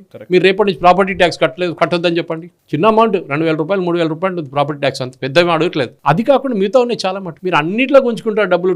మన రోడ్ ట్యాక్స్ అంటారు, రోడ్ ట్యాక్స్ చూసి మరి టోల్ ఏమో సెంట్రల్ గవర్నమెంట్ వేసుకుంటారు. మళ్ళీ మీ రోల్ ఏంటి దాంట్లో? ఇది డెఫినెట్గా దట్ ఒక పబ్లిక్ కమిట్మెంట్లో ఇప్పుడు ఇక్కడ మన భవన్ ఉంది ఒకటి గ్రీన్ ల్యాండ్స్లో, ప్రగతి భవన్, అక్కడ మీటింగ్ పెట్టి ముందు క్లీన్గా ప్రెజెంటేషన్ చేయండి. మా ద్వారా మాకు వస్తున్న ఆదాయం సంవత్సరానికి ఇంత, దాంట్లో ఇంత మేము ఫ్రీగా ఇస్తున్నాం, కరెంటు ఉచిత కరెంటు, ఉచిత బస్సు, మన ఇది ఫార్మర్స్కి ఇచ్చేది లోన్లు వేవరు, అది ఇది మొత్తం బీమా అన్ని పెట్టేసేయండి. మిగతా ఎంత మిగిలిందని చెప్పండి. మాకు అందరిని పిలవక్కర్లేదు, 20-30 మంది ఎకానమిస్ట్ని పిలవండి, మీడియాని మొత్తం చేసేసి ఒక ఛానల్ పెట్టండి, ఏదో ఒక మీ INPR డిపార్ట్మెంట్ కెమెరా పెట్టండి, అందరికీ లైవ్గా చూపించండి. ప్రజల దగ్గర నుంచి ప్రశ్నలు తీసుకోండి by email are what ever it is. Okay, ఇది జరగాల్సింది సాయి గారు. ఎందుకంటే ఫైనాన్షియల్ డిసిప్లిన్ లేకుండా మోదీ గారు ఇప్పుడు దగ్గర వెళ్ళినా మోదీ గారు ఉల్టా బాంబ్ వేశారు చూడండి. ఇట్లానే నెక్స్ట్ టైం కూడా జరుగుతుంది. Right sir. ఇక నెక్స్ట్ అంశంలోకి వెళదాం సార్. తమిళనాడు ముఖ్యమంత్రి స్టాలిన్ మళ్ళీ ఆ భాషా యుద్ధంలోకి వచ్చారు. ఈ భాష కోసం అని చెప్పేసి తమిళ ప్రైడ్ అని, ద్రవిడియన్ కల్చర్ అని వీటిని ఎక్కువగా ప్రొజెక్ట్ చేసి బతికి బట్టగడుతూ నడుస్తూ వస్తున్నటువంటి డిఎంకే మళ్ళీ అదే స్లోగన్ తీసుకుంది. అయితే ఇప్పుడు హిందీ మాత్రమే కాదు, నోటు హిందీ అనే అదే మాత్రమే కాదు, అసలు యాక్చువల్లీ వాళ్ళ గొడవ అంతా కూడా సాంస్క్రిట్ విషయంలోనే ఉన్నట్టుగా కనబడుతుంది. మొన్న పార్లమెంట్ లో దయానిధి మారన్ మాట్లాడిన దానికి మనం చూసాం. పార్లమెంట్ లో దయానిధి మారన్ మాట్లాడింది. అండ్ తర్వాత ఇప్పుడు సాంస్క్రిటైజేషన్ చేస్తున్నారు పూర్తిగా. ఇది స్టాలిన్ మాట్లాడుతున్న మాట. సో నిజానికి తమిళ్ని వద్దని ఎవరు చెప్పారు? న్యూ ఎడ్యుకేషన్ పాలసీలో తమిళ్ రాకూడదు లేదా మదర్ టంగ్ ఉండకూడదు అని చెప్పారా అంటే అదేం లేదు. కాకపోతే 3 లాంగ్వేజ్ అంటున్నారు అని అంటే హిందీ ఇంపోజ్ చేస్తున్నారు. హిందీ ఇంపోజ్ చేయడం అంటే ఇది ఒక సాంస్క్రిటైజ్ చేయడము, ఇది మొత్తం ఏదో ఒక సనాతన ధర్మము, వీటిని తీసుకురావడం, ఇదే వాళ్ళ గొడవ అంతా నడుస్తుంది. ఒకసారి మీ అనాలిసిస్ ఏంటి? సాయి గారు ఒకటే ప్రశ్న అడుగుతాను సాయి గారు, అదే మీ ప్రశ్నకి అక్కడే జవాబు వచ్చేస్తుంది. ఈ గొడవ కేరళలో ఎందుకు లేదు సాయి గారు? కరెక్ట్. ఆంధ్రప్రదేశ్లో ఎందుకు లేదు? తెలంగాణలో ఎందుకు లేదు? మనకు కూడా అదే ప్రాబ్లం ఉండాలి కదా. మా లాంగ్వేజ్ అన్నింటికంటే మంచిది, పెద్దది. Okay, bus agreed. Tamil is a great language, చాలా పాత లాంగ్వేజ్, అన్నీ కరెక్టే. కానీ మీరు అక్కడ వెళ్ళి పార్లమెంట్లో సాంస్క్రిట్ తిడుతున్నారు. సాంస్క్రిట్ ట్రాన్స్లేషన్ పార్లమెంట్లో ఎందుకు ఇస్తున్నారు? RSS వాళ్ళు చేయించారని చెప్పి దయానిధి ఉన్నారని చెప్తే ఓం బిర్లా గారు క్లాస్ తీసుకున్నారు. వీళ్ళు ఇప్పుడు కాదు సాయి గారు, 60లో నాకు గుర్తుంది. I was a very small kid, 2 సంవత్సరాలు 3 సంవత్సరాలు అంతే.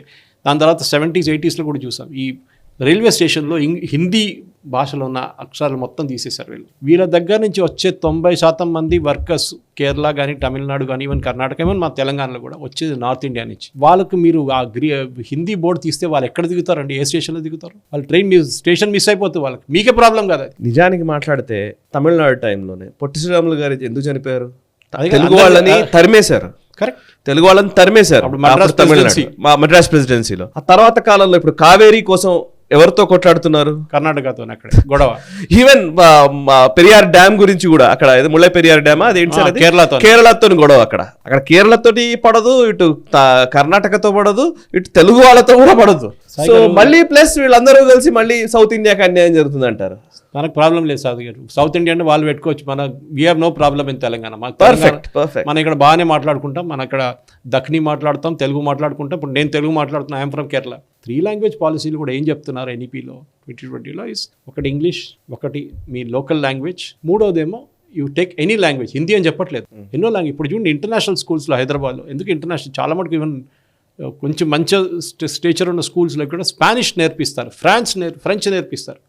ఇంటర్మీడియట్లో నేను సాంస్క్రిట్ తీసుకున్నాను, ఎందుకంటే అందరూ అన్నారు హిందీ కన్నా బెటర్ సాంస్క్రిట్ అని. సాంస్క్రిట్ తీసుకున్నాం మేము. కానీ it's not that Hindi is not there, సబ్ హిందీ బాత్ కర్తే, కోయి ప్రాబ్లం नहीं మనకు.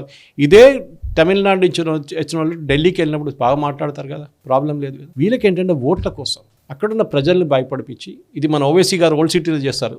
బీజేపీ వస్తుంది చూడండి, RSS వస్తున్నారు, మేము పోతున్నాం, మిమ్మల్ని పాకిస్తాన్ పంపించేస్తారు, నాకు ఓటేయండి.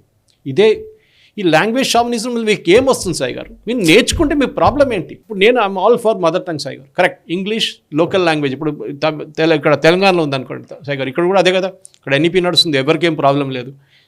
You learn English and you learn local language Telugu. మూడో language you learn your mother tongue. అది చాలా ఇంపార్టెంట్. చాలామంది చాలా ప్రౌడ్గా చెప్పుకుంటారు, ఓ ముజే లోకల్ లాంగ్వేజ్ నాకు రాదని చెప్పి. కొంచెం వచ్చు తెలుగు, లేకుంటే కన్నడ గొత్తిల్ల. ఎందుకు? You learn your mother tongue, చాలా ఇంపార్టెంట్. అట్లీస్ట్ రీడింగ్ రైటింగ్ మా ఫాదర్ చెప్పేటోళ్ళు. నేను చిన్నప్పుడు కేరళకి వెళ్ళినప్పుడు, ఇప్పుడు కూడా అంతే, కేరళలో most of the bus boards state at least district buses కాకుండా మొత్తం లోకల్ బస్సెస్లో మొత్తం మలయాళంలో రాసి ఉంటుంది. If any out cider goes to Kerala he will have to ask ఎక్కడికి వెళ్తుంది ఈ బస్ అని చెప్పేసి. ఈ కేఎస్ఆర్టీసీ బస్సెస్లో ఉంటుంది, ఇంగ్లీష్లో ఉంటుంది ఎక్కడో. కానీ లోకల్ బస్సెస్లో, మా ఊరికి వెళ్ళే బస్సులో అసలు ఓన్లీ తెలుగు, ఇక్కడ తెలుగు ఉన్నట్లనే అక్కడ కూడా మలయాళం నడుస్తుంది. సో మా ఫాదర్ చెప్పేటోళ్ళు నాకు, చిన్నప్పటి నుంచి వెకేషన్కి వెళ్ళినప్పుడు మలయాళం నేర్చుకో, అట్లీస్ట్ రీడింగ్ నేర్చుకో, బేసిక్ స్పీకింగ్. ఆ టైంలో ఇంగ్లీష్ పేపర్ కూడా రాస్తాయి గారు. తర్వాతనే ఇంగ్లీష్ పేపర్లు రావడం మొదలైంది 80s 90s తర్వాత. మలయాళం పేపర్ చదువుకోవాలి. ఎవ్రీ సమ్మర్ వెకేషన్ మేము 2 నెలలకు వెళ్తుండే మా ఊరికి, కరువనూరు ఇంటర్చూ డిస్ట్రిక్ట్ కేరళ. కంపల్సరీగా మా ఫాదర్ ట్యూషన్ పెట్టించింది. మా ఇంటి ఆపోజిట్ ఒక మలయాళం టీచర్ ఉండే. మా ముగ్గురిని, మా సిస్టర్ని, మా బ్రదర్ని, నన్ను కలిసి అక్కడ వెళ్ళి డైలీ 1 hour కూర్చొని నేర్చుకోని చెప్పేసి basic Malayalam. Today also it shows me Sai garu. ఇప్పుడు కూడా నేను మలయాళం న్యూస్ ఛానల్లో డిబేట్కి వెళ్తాను. ఇప్పుడు దీని తర్వాత ఒక డిబేట్ ఉంది నాకు మలయాళం న్యూస్ ఛానల్తో. రెగ్యులర్గా హిందీ చేస్తాను, నేను హిందీ ఛానల్తో చేస్తాను, ఇంగ్లీష్ చేస్తాను. ఇప్పుడు మనం తెలుగు మాట్లాడుకుంటున్నాం. ఇప్పుడు తమిళ్ కూడా I speak very fluently in Tamil. నేర్చుకోవడానికి ఇంట్రెస్ట్ ఉంటే ఎవరైనా నేర్చుకుంటారు. Hindi national language, link language. మీరు క్రాస్ ద వింధ్యాస్, మీరు మధ్యప్రదేశ్ ఎంటర్ కాగానే మీకు ఇక్కడి నుంచి మహారాష్ట్ర కూడా పీపుల్ విల్ హిందీ మాట్లాడతారు వాళ్ళు. మీరు అప్పుడేమంటారు, నాకు హిందీ రాదు, నాకు ఛాయ్ వద్దంటారా? ఇప్పుడు ఛాయ్ తీసుకొస్తే కాదు కదా, అప్పుడు నీకు కావాల్సిన తీసుకుంటావు. ఈ హిందీ ఫోబియా కావాలని చెప్పి వీళ్ళు కాన్స్టెంట్గా హిందీ హిందీ హిందీ హిందీ అని అటాక్ చేస్తుంటారు. ఇదే స్టాలిన్ నడిపిస్తున్న CBSE స్కూల్లో హిందీ ఉంది, ఎందుకు తీసేయట్లేదు? స్టాలిన్ వాళ్ళ ఫ్యామిలీ నడిపిస్తున్న ఒక స్కూల్ చెన్నైలో, అక్కడ హిందీ ఉంది, నో ప్రాబ్లం. వీళ్ళ వానికి వచ్చినప్పుడు ఇన్ఫ్యాక్ట్ తమిళనాడులో ఉన్న education minister grand son, I think grand son, French నేర్చుకుంటున్నాడు, 3rd లాంగ్వేజ్. ఎందుకండి? French, is learning French as 3rd language. అప్పుడు వాళ్ళకు వచ్చినప్పుడు ఒక రూలు, మిగతా వాళ్ళకి ఒక రూల్. ఇది వీళ్ళ ప్రాబ్లం అన్నమాట. ఈ దయానిధి మారన్ కూడా మొన్న ఇట్స్ రియల్ ఇన్సల్టింగ్. మీరు సుప్రీంకోర్టుకి వెళ్తే జడ్జిలు వెనుక కూర్చొని సంస్కృత్ ఇవన్నీ రాసినవి ఉంటాయి. ఎక్కే వీళ్ళకి హిందీ మీద అంత కోపం ఉంటే వాళ్ళ దగ్గర 500 రూపాయల నోట్ ఉంది చూడండి, మార్కర్ పెన్ తీసుకొని ఆ హిందీ కొట్టేయమని చెప్పండి, అప్పుడు నోటు చెల్లుతుందని చూడండి. చెప్పారు మన అన్నామలై గారు ఎవరో చెప్పారు, మీరు ఈ స్టేషన్ బోర్డులు, పోస్ట్ ఆఫీస్ బోర్డులు, ఈ సెంట్రల్ గవర్నమెంట్ ఎక్కడెక్కడ బ్యాంక్ బోర్డులు అన్నీ మీరు తీసేస్తారు, హిందీలో బ్లాక్ టార్ కొట్టేస్తున్నారు. మీ దగ్గర ఉన్న 500 రూపాయల నోట్ తీసుకొని దాని మీద కూడా టార్ కొట్టండి హిందీ మీద అని చెప్పారు. అప్పుడు మీకు తెలుస్తుంది దాని విలువ ఏంటనేది. మీ first develop your state, there is no problem. నల్ల తమిళ్ పేసుకున్నా, எனக்கு ప్రాబ్లమే లేదు తమిళ్ పేసుతుంది. But that doesn't mean that I have to insult Hindi. Correct. ఎందుకు ఇన్సల్ట్ చేస్తారు? ఇన్సల్ట్ చేయడం వల్ల నీ భాష పెరగదు. ఇప్పుడు కూడా అంతే. అదే కదా, మన తెలుగు భాష ఉంది, మన we are also culturally very rich. కానీ వీళ్ళేమంటారు, కాదు మాదే అన్నిటికంటే పాత భాష. అగ్రీడ్ బాస్, తీసుకోండి, ఆ క్రెడిట్ మీరు తీసుకోండి, నాకు ప్రాబ్లం లేదు. కానీ మీరు మీ ఫిలాసఫీని ఇంకోటి మీద ఇంపోజ్ చేయకండి. కట్టింగ్ సౌత్ అనే ఫిలాసఫీ పెట్టుకోండి. వి ఇన్ సౌత్ ఇండియా అని చెప్పకండి. మాకు మీతో ఏ సంబంధం లేదు. మేము అది బాగా నడుస్తుంది ఇక్కడ తెలంగాణలో కానీ ఆంధ్ర. నిజానికి ఇన్ఫాక్ట్ తమిళనాడు ప్రజలందరికీ కూడా సంబంధం లేదు. ఇది డిఎంకే పార్టీకి సంబంధించిన విషయం. పార్టీ వాళ్ళ కార్యకర్తలు వాళ్ళకి సంబంధించిన విషయం. అయితే ఏడీఎంకే కూడా అట్లాంటిది స్టాండ్ తీసుకోవచ్చు, అది వేరే విషయం. వీళ్ళు ఎందుకు కావాలని అవి తీసుకొస్తున్నారు అంతే. తమిళ సంగమం చెప్పి మోదీ గారు చేశారు. మోదీ గారు ఎంత చేస్తాం తమిళ్ కోసం, చాలా ప్రాబ్లమ్స్, చాలా మటుకు ఆయన ప్రోగ్రెషన్ తమిళనాడు, నార్త్ ఇండియా తీసుకెళ్ళి. నేను చదువుకుని చెన్నైలోనే చదువుకున్నాను సార్. చాలా మంది తెలిసి ఉంటుంది నాకు తెలిసి, ఎవరికైనా కానీ దీంట్లో ఎవ్వరూ ఒప్పుకోని విషయం ఇందులో ఏం లేదు. వీళ్ళకు కేవలం హిందీ పట్ల ద్వేషం కాదు, అన్ని ఇతర భాషల పట్ల ద్వేషం ఎక్సెప్ట్ ఇంగ్లీష్. ఒక ఇంగ్లీష్ మినహా అన్నిటి పట్ల. అది ఎందుకంటే అది బ్రిటిష్ వాళ్ళు తీసుకొచ్చారు కాబట్టి, వాళ్ళు వీళ్ళకి దేవుళ్ళు. సో ఏ భాషను వాళ్ళు ఇష్టపడరు. తెలుగు వాళ్ళను ఏమి ఇష్టపడరు. తెలుగులో వెళ్ళి మాట్లాడే వారు తెలుగులో మాట్లాడతారు అని అంటే తెలుగు వాళ్ళని ఏమి ఇష్టపడరు. కేవలం ఆ అమ్మ ఒక హీరోయిన్ కస్తూరి విషయం వచ్చినప్పుడు లేదు తెలుగు వాళ్ళని అవమానించింది అని చెప్పేసి ఆయన కేసు పెట్టడానికి తెలుగు కావాల్సి వచ్చింది. అంతేగాని తెలుగు వాళ్ళని తరిమిన సందర్భాలు అనేకం ఉన్నాయి. సరే, ఇప్పుడు తెలుగు మాట్లాడతాం. బెంగళూరు వెళ్ళండి సాయి గారు, 30% of people there are from southern Andhra Pradesh. Telugu మాట్లాడతారు అక్కడ చాలా మంది. ఈ చావనిజం ఎక్కడ లేదు సార్. అదే, కానీ కొన్ని స్టేట్స్లో, కర్ణాటక అండ్ తమిళనాడు పర్టికులర్లీ మన ఆటో డ్రైవర్స్ మెచ్చుకోవాలి సాయి గారు. మన వాళ్ళు డబ్బులు ఎక్కువ తీసుకుంటారు కానీ అదొకటే ప్రాబ్లం ఉంది. కానీ ఆటో వాళ్ళతో అసలు లాంగ్వేజ్ ప్రాబ్లం లేదు. హిందీలో మాట్లాడితే హిందీలో రిప్లై చేస్తారు, తెలుగులో మాట్లాడతారు, వాళ్ళకి అస్సలు ప్రాబ్లం లేదు. అట్లీస్ట్ కన్విన్స్ చేయడానికి ట్రై చేస్తారు. మనం ఎన్నో వీడియోలు చూస్తున్నాం తమిళనాడులో కానీ కర్ణాటకలో కానీ, కన్నడ మాట్లాడతామని చెప్పి ఆటోని దింపేశారంట మహిళని. ఆ షావినిజం రాకూడదు, అది మనం చూసాం. కర్ణాటకలో కూడా కావేరీ రైట్స్ జరిగినప్పుడు నేను ఆ టైంలో అక్కడ ఉన్నాను, నేను ఉద్యమం చేసుకుంటున్న ఆ టైంలో ఎన్ని షాపులు తగిలిపెట్టారు సాయి గారు. ఎందుకు? తమిళ్ బోర్డ్స్ ఉండని చెప్పి మొత్తం తమిళ్ కొట్టి పడేస్తారు మొత్తం రెస్టారెంట్ కంప్లీట్గా. ఎందుకు? కావేరీ నీళ్ళ కోసం. కాకపోతే వాళ్ళలో ఉన్నది ఏంటంటే యూనిటీ, మీరు పార్టీలకు అతీతంగా ఒకటవుతారు, సినిమా ఇండస్ట్రీ మొత్తం ఒకటవుతుంది, అందరూ ఒకటవుతారు. అక్కడ బతకాలంటే ఎన్టీ రామారావు గారిని మెచ్చుకోవాలి సాయి గారు, ఎన్టీ రామారావు గారిని మెచ్చుకోవాలి. ఆ టైంలో చెన్నై నుంచి, అప్పుడు మెడ్రాస్ నుంచి మొత్తం తెలుగు ఫిల్మ్ ఇండస్ట్రీకి హైదరాబాద్ తీసుకొచ్చారు, స్టూడియోకి ల్యాండ్ ఇచ్చారు ఇక్కడ చాలా మందికి, ఎంటైర్ తెలుగు ఫిల్మ్ ఇండస్ట్రీని షిఫ్ట్ చేశారు. తెలుగు ఆత్మగౌరవం గురించి మాట్లాడారు.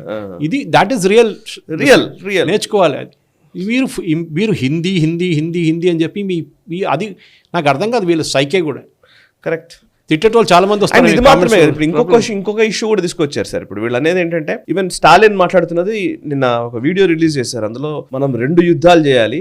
ఒకటి భాషకు సంబంధించిన యుద్ధము, మన మీద హిందీ ఇంపోజ్ చేస్తున్నారు, దాన్ని వ్యతిరేకంగా యుద్ధం చేయాలి.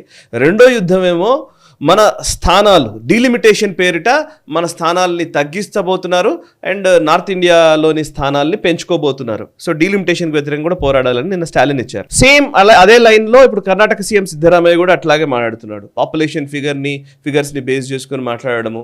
సో జనాభా అక్కడ ఎక్కువ, నార్త్ ఇండియా వాళ్ళు ఎక్కువ మంది జనాభా ఉన్నారు కాబట్టి వాళ్ళకి ఎక్కువ సీట్లు ఇస్తారు, మాకేమో తక్కువ సీట్లు ఇస్తారు. సో ఒకసారి ఈ ఇష్యూని కూడా చెప్తారా మీరు? ఈ డీలిమిటేషన్ 2008లో జరిగింది.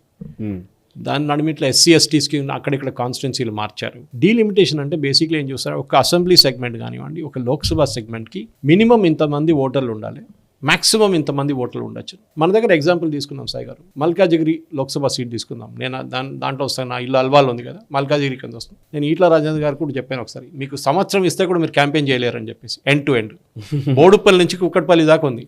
32 లక్షల నుంచి 34 లక్షల మంది ఓటర్స్ ఉన్నారు సాయి గారు. నెక్స్ట్ టైం ఇంకా పెరుగుతుంది, నెక్స్ట్ లోక్సభ కాగానే. మీరు అది ఈజీగా 1, 2, 3 కాన్స్టిట్యున్సీలు చేయొచ్చు. దాన్ని డీలిమిటేషన్ అంటారు. అంటే పెద్ద పెద్ద కాన్స్టిట్యున్సీని చిన్నగా చేయడం, కొంచెం చిన్నగా చేయడం. At the same time assembly కన్నా తగ్గకూడదు. అసెంబ్లీ కన్నా ఒక అసెంబ్లీలో 6 సెగ్మెంట్లు ఉంటే అది లోక్సభ సెగ్మెంట్ అవుతుంది, 6, 7. ఇప్పుడు మనకు ఎగ్జాంపుల్ తీసుకున్నాం సాయి గారు. వీళ్ళు ఎప్పుడు మాట్లాడుతున్నప్పుడు లాస్ట్ సెన్సస్ జరిగి 2011లో, దాని తర్వాత ఊహగానం నడుస్తుంది అంతే. పాపులేషన్ ఎంత అని చెప్తే ఒకడు ఇంత అని చెప్తాడు, ఒక అంత అని చెప్తాడు. మన ఎన్టీ రామారావు గారు తెలుగు ఆత్మగౌరవం గురించి మాట్లాడుతూ మన పాపులేషన్ గురించి చెప్పారు.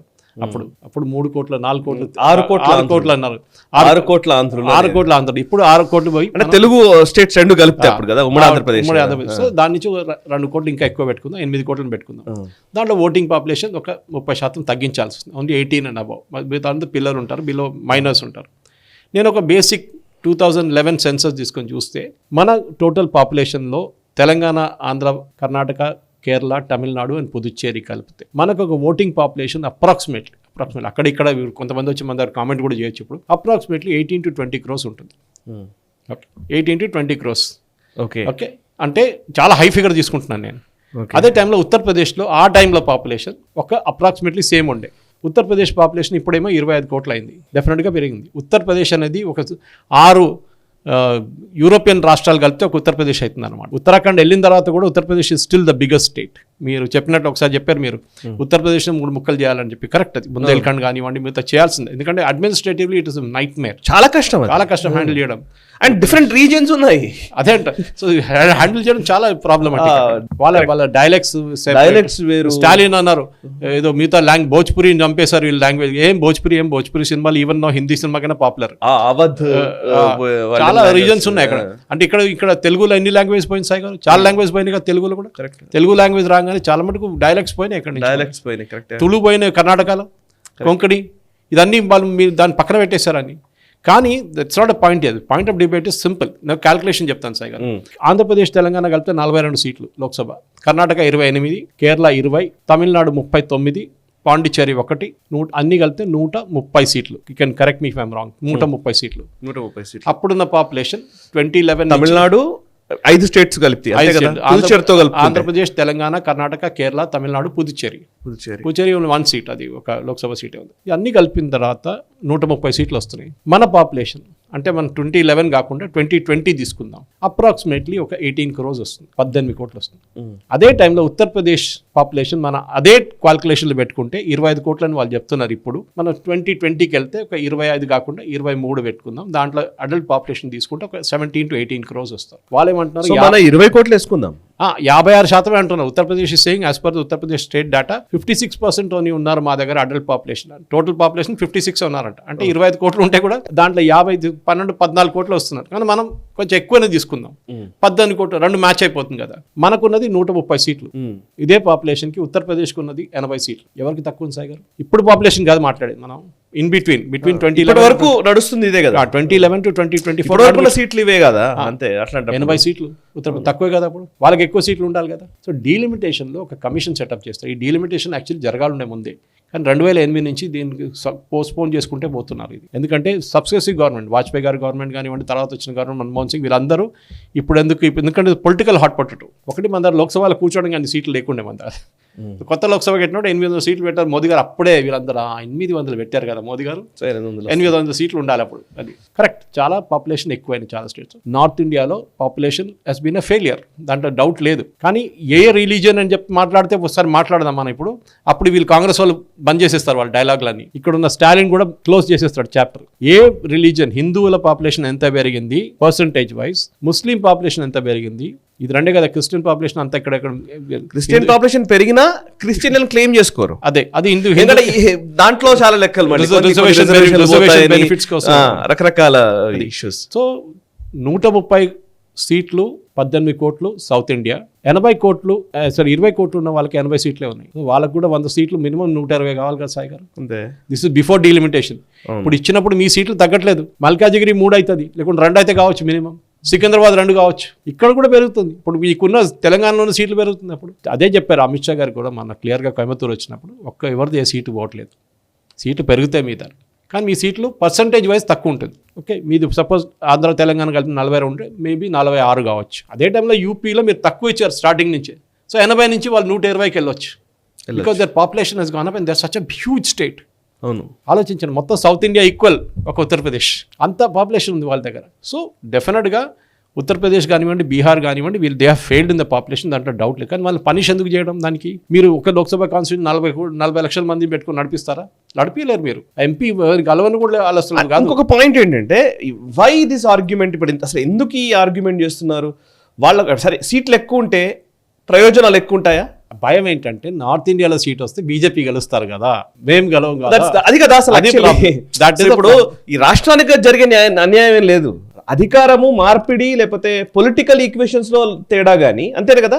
ఇప్పుడు డివాల్యూషన్ ఆఫ్ ఫండ్స్ ఉన్నాయి, ఏ రాష్ట్రానికి ఎంత వాటా రావాలో అంత వాటానే వస్తుంది, అంతే. కరెక్ట్. అది ఫైనాన్స్ కమిషన్ డిసైడ్ చేస్తారు, దాంతో సంబంధం లేదు కదా. కరెక్ట్.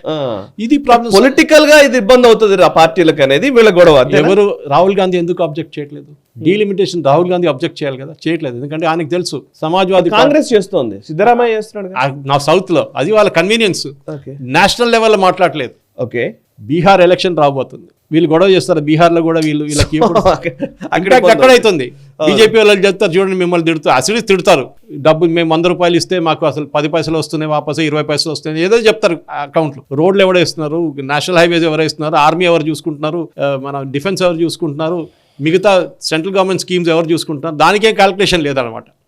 మేము 100 రూపాయలు ఇస్తే మాకు 14 రూపాయలు వస్తుంది, యూపీకి 40 రూపాయలు ఇస్తున్నారు. అరే బాబు, స్టేట్ సైజ్ చూడండి రా బాబు, వాళ్ళు ఇచ్చే క్యాల్కులేషన్ కాదు. ఇప్పుడు now UP is financially one of the strongest states. మీరేమో అప్పు మీద తిరుగుతున్నారు. మీరు వాళ్ళు ఎంత అప్పు తీసుకొచ్చి, ఎందుకంటే వాళ్ళ జిఎస్టీ అంత పెద్ద ఉంది. మహారాష్ట్ర కూడా అంతే సంగతి. ఎందుకంటే హ్యూజ్ అమౌంట్స్ ఆఫ్ డెట్స్. మీకు మీ ఆదాయం 50,000 ఉంటే మీరు ఎంత తీసుకొచ్చి సాయి గారు, మీరు లోన్ తీసుకోవడానికి ఒక లిమిట్ ఉంటుంది. మీ ఆదాయం 2 లక్షలు ఉంటే దాన్ని లోన్ తీసుకునే అంత కెపాసిటీ ఎక్కువ ఉంటుంది మీకు. బ్యాంకులో అదే చెక్ చేస్తారు, మీకు ఎంత ఆదాయం ఉంది, మీకు ఎంత శాలరీ ఉంది, దాన్ని బట్టి వాళ్ళు క్యాల్కులేట్ చేస్తారు మీ ఎంత యాన్యువల్ ఇన్కమ్ ఉందని చెప్పేసి. ఇది కాకుండా ఇప్పుడు ఈ కేసులో కూడా ఇది స్టాలిన్ పుకార్. ఒకటి హిందీ అని మాట్లాడుకున్నాం మనప్పుడు, సెకండ్ ఇస్ దిస్ డీలిమిటేషన్. కాన్స్టెంట్గా సెంట్రల్ గవర్నమెంట్ని కొట్టడంలో చేస్తున్నారు. దాని టైంలో ఈ రాహుల్ గాంధీ నోరు ఇప్పటలేదు. Rahul Gandhi should say I'm against Hindi. రేపు బీహార్లో యూపీలో వెళ్ళి మాట్లాడితే వాళ్ళు అడగాలి, నువ్వు హిందీలో ఎందుకు మాట్లాడు, తమిళ్లో మాట్లాడు. అప్పుడు రాహుల్ గాంధీకి తమిళ్ వచ్చా? రాదు కదా. ఎందుకు? తమిళ్ నేర్చుకోవాలి కదా. స్టాలిన్ అదే చెప్తున్నారు, మా భాష అన్నిటికన్నా మంచిదని. మనం ఇద్దరు మాట్లాడుకున్నప్పుడు ఐ స్పోక్ ఇన్ తమిళ్ చేస్తున్నాం, ప్రాబ్లం లేదు మనకి. So this language shamanism Sai గారు ఆపకపోతే సరే. ఇవి కూడా జపాన్ ఫర్ ఎగ్జాంపుల్ సాయి గారు, వాళ్ళు జాపనీస్లోనే మాట్లాడతారు. ఫ్రెంచ్ దే వెరీ ప్రౌడ్, ఫ్రెంచ్లోనే మాట్లాడతారు. ఇంగ్లీష్ వచ్చి కూడా ఫ్రెంచ్లో మాట్లాడతారు వాళ్ళు. Germany same thing, I can speak German, I can speak French, నాకు 2 లాంగ్వేజెస్ వచ్చు, నాకు ఎక్స్ట్రా ఫారిన్ లాంగ్వేజ్. కానీ అక్కడ మాట్లాడే వాళ్ళు ఉండాలి కదా. Today you go to France, వాళ్ళు ఇంగ్లీష్లో మాట్లాడుతున్నారు, ఎందుకంటే ఈ moment you say from India వాళ్ళు ఇంగ్లీష్లో మాట్లాడుతున్నారు. మన దగ్గర చైనీస్ నేర్చుకున్నారు ఇంగ్లీష్, కానీ మన దగ్గర వీఆర్ ఫ్లూయెంట్ బికాస్ బ్రిటిష్ వాళ్ళు ముందు నుంచే మెకాలే సిస్టమ్ పెట్టి మనని దాని మించి ఎక్కించుకుంటూ వస్తున్నారు మన ఇంగ్లీష్ని. Foreign language became domestic language నా. కానీ ఎప్పుడు దాకా ఈ షావినిజం ఆపరు చాయ్ గారు, ఈ హిందీ బ్లాక్ బోర్డు వెళ్ళి మన స్టేషన్లో బోర్డు బ్లాక్ అండ్ చేయడం అంతా ప్యూర్ ఓట్ల కోసం. ఏ చిన్న 5th క్లాస్ పోరాడని చెప్తాడు ఇది చేసే పని వీళ్ళు ఓట్ల కోసం అని. ఇది కాకుండా ఇంకా చాలా ఉన్నాయి, సెంట్రల్ గవర్నమెంట్ తిట్టడం, మోదీ గారిని తిట్టడం, ఇదంతా వీళ్ళ కాన్స్టెంట్ అన్నమాట. సిద్ధరామయ్య గారు కూడా నేర్చుకోవాలి ఒకసారి, ఎందుకంటే మహాకుంభ గురించి మాట్లాడినప్పుడు డెఫినెట్ జీకే శివకుమార్ వెళ్ళి అక్కడ డుప్కి కొట్టి వచ్చారు కదా, స్నానం చేసి వచ్చారు కదా, ఆ శివకుమార్ కూడా పాపాలన్నీ పోయినాయి. ఇదే అడగాలి మనం. రాహుల్ గాంధీ ఎందుకు వెళ్ళలేదండి స్నానం చేయడానికి? మీరు సెక్యులర్ అంటారు, హిందువులు ఇది ప్రచారం చేయకూడదు ఎక్కువ.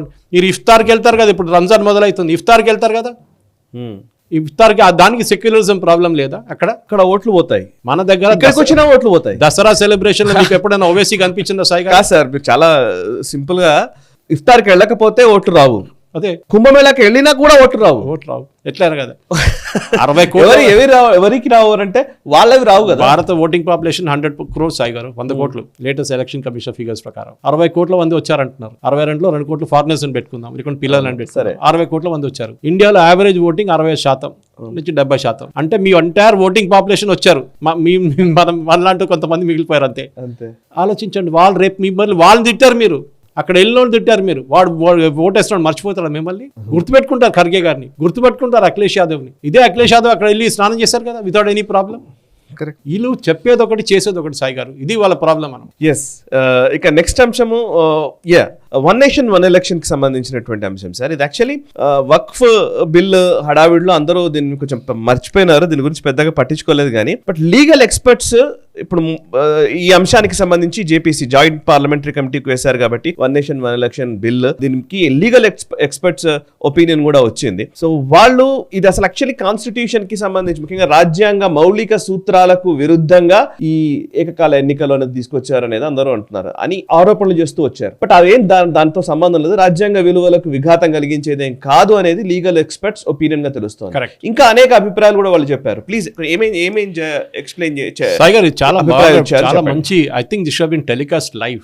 వీళ్ళు తప్పు చేస్తున్నారు, వీళ్ళు ఈ బిల్ దీని లీగల్ ఎక్స్పర్ట్స్ వచ్చి మాట్లాడడం, జస్టిస్ లలిత్ కానివ్వండి, మిగతా వాళ్ళు వచ్చి చాలా మంది, former Law Commission chairperson Rituraj Awasthi మాట్లాడారు. చాలా మంది వచ్చి చాలా డీసెంట్ డిబేట్ ఉంటాయంట. మన ఇది వక్ఫ్ బిల్ కాకుండా అట్లా కాకుండా చాలా డీసెంట్ గా జరిగిందని ఎక్స్పర్ట్స్ వచ్చి జేపీసీకి చెప్పారు. జేపీసీకి ఇచ్చారు కదా one nation one election, JPC ఇదే జేపీసీ వక్ఫ్కి ఇస్తే అక్కడ కొట్లాడుకున్నారు వీళ్ళు.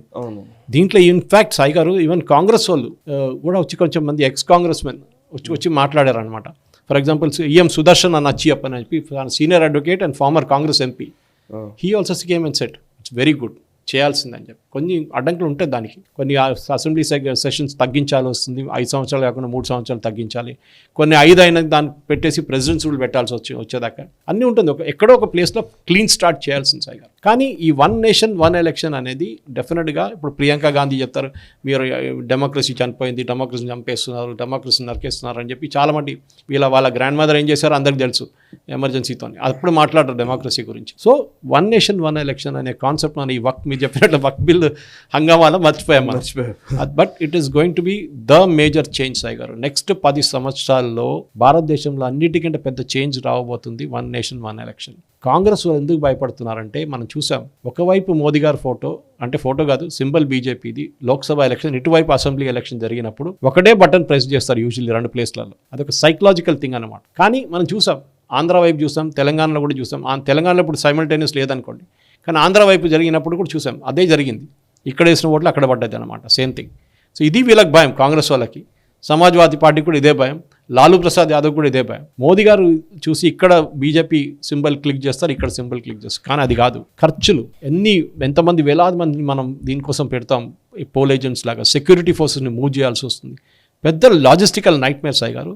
మీరు బిలీవ్ చేయరు, president Donald Trump is already the president of United states. ఇప్పుడు కూడా కాలిఫోర్నియా ఓట్స్ కౌంట్ చేస్తున్నారు, ఇంకా కౌంటింగ్ కాలేదు, ఇంకా కౌంటింగ్ నడుస్తుందంట ఇంకా. ఆయన బ్యాలెట్ పేపర్ కావాలంటున్నారు. ఆలోచించండి ఎంత దే గోయింగ్ బ్యాక్వర్డ్. దానికోసం రాహుల్ గాంధీ ఎప్పుడు చూసినా కానీ ఈవీఎం అని మాట్లాడుతుంటారు. కానీ 1 నేషన్ 1 ఎలక్షన్ వస్తున్నప్పుడు ఏమైతుందంటే ఒకటే రోజు జరగదు. చాలా మంది అనుకుంటారు 1 నేషన్ 1 ఎలక్షన్ అంటే అక్రాస్ ఇండియా, భారతదేశం మొత్తం ఒకటే రోజు ఓటింగ్ కాదు, స్టేట్ వైజ్ ఓటింగ్ జరుగుతుంది, ఏరియా వైజ్ ఓటింగ్ జరుగుతుంది. కానీ ఒకటే ఎలక్షన్ ఉంటుంది అసెంబ్లీకి, లోక్సభకి. లోకల్ బాడీ ఎలక్షన్ సపరేట్గా జరుగుతుంది. అది కూడా with in 1 month of the assembly poles అది కూడా నడవాలని చెప్పి ఒక ఇది పెట్టారు. ఎందుకంటే ఇప్పుడు లోకల్ బాడీ ఎలక్షన్ ఏమైపోతుంది, మన దగ్గర చూడండి అది పీరియడ్ అయిపోయింది కానీ ఇంకా నడుస్తుంది. నామినేటెడ్ బేసిస్లో కానీ మిగతా ఎక్స్టెన్షన్ ఇచ్చి నడిపించుకుంటున్నారు. అది కాకుండా అన్నిటికీ ఒక కట్ ఆఫ్ డేట్ ఉండాలి. And I think what has been done right now చాలా బాగా చేశారు.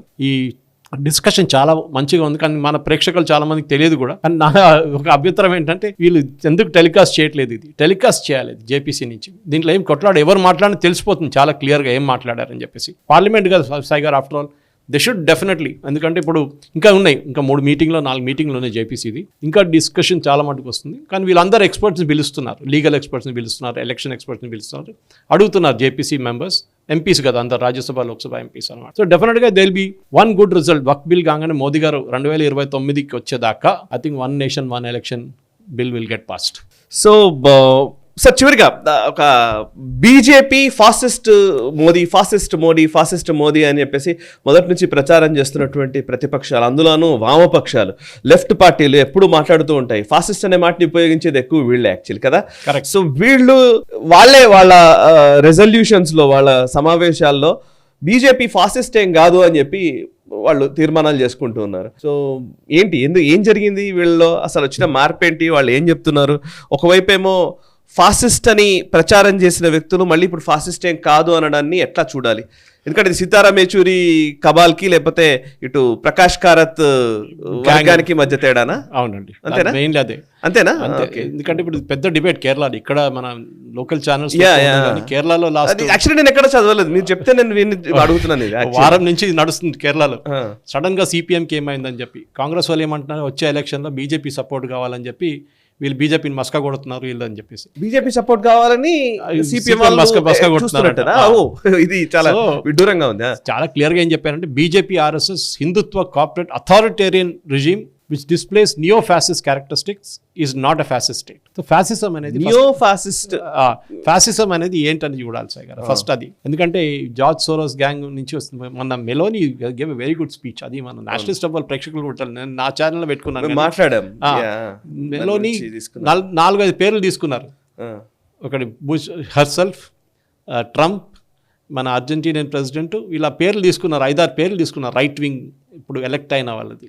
మేము మాట్లాడుతున్నప్పుడు మేము ఫ్యాసిస్ట్లు అయిపోతాము, మేము యాంటీ డెమోక్రటిక్ అయిపోతాము, అథారిటేరియన్ అయిపోతాము. అదే టైంలో ట్రంప్ దీనికన్నా ముందు బైడెన్ కానివ్వండి, మిగతా వాళ్ళు మాట్లాడితే, ఒబామా మాట్లాడితే వాళ్ళందరూ సెక్యులర్ అయిపోతారు, వాళ్ళందరూ they are very democratic. The entire world election చూడండి Sai garu, country after country, even Germany, recent election Germany ఒక వారం ముందు జరిగింది ఎలక్షన్, రైట్ వింగ్కి వెళ్ళిపోతున్నారు. రైట్ వింగ్ వాళ్ళు డబుల్ సీట్స్ తీసుకున్నారు ఈసారి. స్లోలీ ఈ ఒక నేషనలిజం అనే ఒక ఫేజ్ వస్తుంది సార్ గారు, ఈవెన్ బ్రిటన్లో కూడా రాబోతుంది. అది వీళ్ళు నేషనలిజంకి ఫ్యాసిజంకి కనెక్షన్ పెట్టుకుంటున్నారు. హిట్లర్తో కనెక్షన్. ఇక్కడ హిట్లర్ సెకండ్ వరల్డ్ వార్లో జర్మనీ మదర్ ల్యాండ్ మాది, ఫాదర్ ల్యాండ్ మాది అని చెప్పి జర్మనీని పెట్టుకున్నారు. That Germany is the most important thing. సరే ఆయన చేసిన దానికంతా ఇట్స్ కండెమ్నబుల్, జ్యూస్తో చేసిన అత్యాచారాలని ఇట్ ఇస్ హారబుల్, దాని డౌట్ లేదు. కానీ ఫ్యాసిజం అనే వర్డ్ అక్కడి నుంచి వచ్చింది. And to define it correctly, mass political movement centred around extreme nationalism. దానికోసం చూడండి బీబీసీ కానీ సిఎన్ఎన్ కానీ హిందూ నేషనలిస్ట్ పార్టీ. నిన్న మన ప్రెసిడెంట్ ట్రంప్ది ఫస్ట్ క్యాబినెట్ మీటింగ్ జరిగింది సాయి గారు మన, దాంట్లో ప్రేయర్ చెప్పారు, క్రిస్టియన్ ప్రేయర్. అప్పుడు సెక్యులరా కమ్యూనలా అక్కడ ప్రాబ్లం లేదు కదా. మోదీ గారు అదే టైంలో ఒక సాంస్క్రిట్ శ్లోకం చెప్పారు అనుకోండి క్యాబినెట్ మీటింగ్లో, అయిపోయింది కథ. ఒక పూజారిని తీసుకొచ్చి పూజ చేయమంటే కథ. మనం చూసాం పార్లమెంట్ ఇనాగ్రేషన్ సెంగోల్ తీసుకొచ్చి ఎంత గొడవ చేశారు వీళ్ళందరూ కలిసి. They have no problem. బ్రిటన్లో కూడా అంతే కదా. కాష్ పటేల్ చూడండి, when he was swearing and he uses Gita, అవును, వాళ్ళ సిస్టర్ నిలబడ్డారు పక్కన, ఆమె గీత తీసుకొస్తే he places his hand on that. That is what it is. No apologies for being what you are Sai garu. Modi garu దాన్ని మెచ్చుకోవాలి ఆ మాటకి. We are what we are, we are a Hindu nation, దాంట్లో డౌట్ లేదు. సరే మేము అందరినీ మనం తీసుకొచ్చాం, మనం జ్యూస్ టు ఎవ్రీబడి. సాయి గారు మనం మర్చిపోకూడదు. Other day was hearing a very good debate on మన మలయాళం ఛానల్స్. ఈ జైనిస్ట్ అనే వర్డ్ ఎక్కడ యూజ్ చేస్తారంటే this a river called Zion. బానియం దగ్గర పాత పాట ఉంది, by the rivers of Babylon అని చెప్పి, దాంట్లో జియాన్ అనే వర్డ్ యూజ్ చేస్తారు. జైనిస్ట్ ఈ ఫ్యాసిస్ట్ జైనిస్ట్ ఈ వర్డ్స్ అని ఎక్కడి నుంచి వస్తుందన్నమాట. So that is what it is all about. ఎందుకంటే మనం same kind of words are used against Israeli Sai garu. ఎక్కడెక్కడ ఎక్స్ట్రీమ్ నేషనలిజం తీసుకొస్తారో వీళ్ళందరూ ఫ్యాసిస్టులు, వీరందరూ అథారిటేరియన్ రెజీమ్స్, వీళ్ళ మీద చేయాల్సిన గొడవ అంతా ఇదే చేసుకుంటారు వీళ్ళు. కానీ ఇదే వాళ్ళు మీకు ఎందుకు ఓట్లు, అదే మెలోనీ సెడ్ వెరీ వెల్, మీరు ఎంత చేసుకున్నా కానీ ప్రజలు మా కోసమే ఓటేస్తున్నారు, మమ్మల్నే గెలిపిస్తున్నారు, మీరు ఏమైనా చేసుకోండి, మీరు ఏడవండి, కమ్యూనిస్ట్ వాళ్ళు కూర్చొని అందరూ ఏడవచ్చు. నేను చూసాను, ట్వీట్ చూశాను, Rahul Gandhi met the Cuban ambassador అంట, ఇంకెవరు కలవరు అని క్యూబన్ అంబాసిడర్, వాళ్ళ failed state, failed country already, వెళ్ళి కలిసారంట. Anyway the point is not the point, CPM లేదు ఎందుకు వచ్చింది, ఇప్పుడు కాంగ్రెస్ వాళ్ళు కూడా అదే అంటున్నారు కదా, బీజేపీ అమిత్ మాల్వియా అందరూ ఫ్రీకౌట్ చేసుకున్నారు, communist party set it does not believe that RSS కూడా సాయి గారు, బీజేపీ ఒకటే కాదు, ఆర్ఎస్ఎస్ ఆల్సో నాట్ ఫ్యాసిస్ట్ అంట. ఇప్పుడు అది పెద్ద గొడవ అయింది. న్యాచురల్లీ మీరు చెప్పినట్లు ఈ సీతారాం యెచూరి బతుకున్న దాకా వీళ్ళు ఫ్యాసిస్ట్ పెడుతుండే. నా ప్రకాష్ కారాట్ ఇస్ ద ఇన్ఛార్జ్, కొత్త వాళ్ళని అపాయింట్ చేయలేదు, అపాయింట్ చేయక్కర్లేని చెప్తున్నాను, ఎందుకంటే పార్టీ ఎట్లా అని చేసుకోవచ్చు, కమ్యూనిస్ట్ పార్టీ ఎట్లా అయిపోయింది కదా, ఐసీయూలో ఉంది ఇప్పుడు అది, సో దాని పని అయిపోయింది, వెంటిలేటర్ పెట్టారు కమ్యూనిస్ట్ పార్టీ ఆఫ్ ఇండియా మార్క్సిస్ట్ని. సో ఎందుకులే సెక్రటరీ, జనరల్ సెక్రటరీ దాని ఖర్చు అలాగూ అని చెప్పి సీతారాం యెచూరి పోయిన తర్వాత ప్రకాష్ కారాట్ గారు ఇన్ఛార్జ్గా ఉన్నారన్నమాట. సో వీళ్ళది ఉన్న ఇక్కడున్న సాయి గారు ప్రెసెన్స్ ఒక కేరళలో ఉంది అంతే. అది వాళ్ళు బీజేపీని ఫ్యాసిస్ట్ పిలిస్తే పిలవకపోతే కూడా బీజేపీకి ఏం ఫరక్ పడుతుంది, ఏం పడదు, మరి ఏమని చెప్పుకోవచ్చు, this is not a problem at all. కానీ ఫ్యాసిజం అనేది మీరు ఎవరు వాడుతున్నారు, ఇప్పుడు మీరు బెంజమిన్ నెటన్యాహుని ఎట్లా తిడతారో అట్లాగే లాంగ్వేజ్లో మోదీ గారిని తిడతారు, ఇది ప్రాబ్లం. మన కేరళలో హమాస్ లీడర్స్ ఫోటోగ్రాఫ్స్ పెట్టి ఏనుగు మీద ఎక్కించారు వీళ్ళు, ఆలోచించండి, ముస్లిం ఒక మాస్క్ దగ్గర. మనం ఉండాలి actually, very dangerous thing, phenomenal. Hamas, Hezbollah leader చనిపోయిన వాళ్ళ ఫోటోలు పెట్టి ఏనుగు మీద ప్రొసెషన్ తీశారు ఒక వారం ముందు కేరళలో. సో ఈ ఫ్యాసిస్ట్ ఎవరు సాయి గారు, ఇప్పుడు నిజమైన ఫ్యాసిస్ట్ ఎవరు కరెక్ట్, అది మాట్లాడలేదు. And BJP should challenge this. ఈ ఫ్యాసిజం కూడా మీరు ఎట్లా వాడుకుంటారు, మీకు ఎక్కడి నుంచి వచ్చిందని చెప్పేసి. ఈ రాహుల్ గాంధీ యూజ్ చేసే వర్డ్ ఇది, ఈ ఫ్యాసిజం అని మీకు మర్చిపోతున్నారు. కమ్యూనిస్ట్ ఎక్కువ వాడలేదు, రాహుల్ గాంధీ వాడతారు. అదే లాంగ్వేజ్ ఓపెన్ సొసైటీ ఫౌండేషన్ వాడతారు, జార్జ్ సోరోస్ వాళ్ళ కోచింగ్ క్లాస్లో కూర్చున్నాడు రాహుల్ గాంధీ. ఫ్యాసిస్టులు, డిక్టేటర్షిప్, అంతే వీళ్ళందరూ అంతే నడుస్తుంది వీళ్ళది అన్నమాట. సో డెఫినెట్గా Sai garu, the time has now come, చాలా క్లియర్గా బీజేపీ, మనం we are Indians Sai garu, end of the day this no doubt about it, దాంట్లో మనం భయపడక్కర్లేదు. వీఆర్ అ హిందూ నేషన్, దాంట్లో we are a secular nation. First resolution ఇజ్రాయెల్కి ఇండిపెండెన్స్ వచ్చింది 1948లో సాయి గారు, మనకు వచ్చినప్పుడే, అదే జస్ట్ 1 year తర్వాత.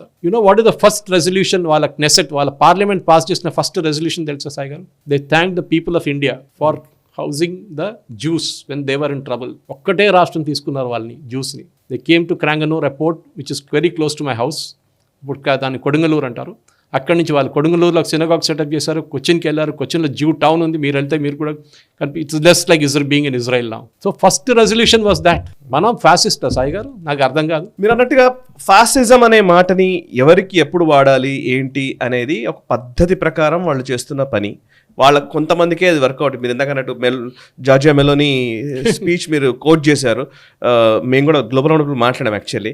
సో జార్జియా మెలోనీ కావచ్చు, లేకపోతే ఇప్పుడే కొన్ని మాట్లాడుతున్న వాటిలో అర్థమవుతున్నాయి జనాలకు కూడా. ఇప్పుడు ఈవెన్ ఎలాన్ మస్క్ వచ్చిన తర్వాత ఆయన చెప్తున్న మాటలు కావచ్చు, ట్రంప్ మాట్లాడుతున్న విషయాలు కావచ్చు, ఇవన్నీ చూస్తేనే అర్థమవుతుంది జనాలకి. లెట్స్ సీ, హిందూ నేషనలిజం అనగానే ఇదివరకు భయపడేది ఒక రకంగా ఉంటే, ఇదివరకు జై శ్రీరామ్ అనాలంటే భయపడ్డ రోజుల నుంచి ఈరోజు జై శ్రీరామ్ ఖచ్చితం అసలు చాలా సింపుల్ మాటగా మారిపోయిన సందర్భంలోకి మనం వచ్చాం. సో ఇది ఆ మార్పు మంచిదే. ఆ కొత్త మార్పు వైపు మనం వెళుతున్నందుకు మనం సంతోషించాల్సిందే, అభినందించాల్సిందే, అండ్ ఆ దిశగా సాగాల్సిందే. Thank you very much sir, చాలా అద్భుతమైన విషయాలు మీరు మాతో పంచుకుంటున్నారు. Really thank you. సో చూసారు కదా, ఇది ఈ వారం నేషనల్ రౌండప్. వచ్చే వారం నేషనల్ రౌండప్లో మళ్ళీ కలుద్దాము. జాతీయ వార్తాంశాల్ని జాతీయవాద దృక్పథంతో విశ్లేషించే చర్చా కార్యక్రమం నేషనల్ రౌండప్. మీకు నచ్చినట్టయితే వెంటనే లైక్ చేయండి, 10 మందికి షేర్ చేయండి, అండ్ మీ కమెంట్స్ ద్వారా మీ అభిప్రాయాలు మాతో పంచుకోండి. మనసా వాచా కర్మణ దేశ హితం కోసం పరితపించే నేషనలిస్ట్ అప్ గ్రూప్ ఆఫ్ ఛానల్స్ని సబ్స్క్రైబ్ చేసుకొని జాతీయవాద జర్నలిజాన్ని ప్రోత్సహించండి. Thank you very much. ఈ వీడియో మీకు నచ్చినట్టయితే లైక్ చేయండి, 10 మందికి షేర్ చేయండి, అలాగే కామెంట్ల రూపంలో మీ అభిప్రాయాలను మాతో పంచుకోండి. Nationalist hub group of channels ను సబ్స్క్రైబ్ చేసుకుని తెలుగునాట జాతీయవాద జర్నలిజాన్ని ప్రోత్సహించండి. ఈ వీడియో కింద ఉన్న బెల్ ఐకాన్ పై క్లిక్ చేయడం మర్చిపోవద్దు.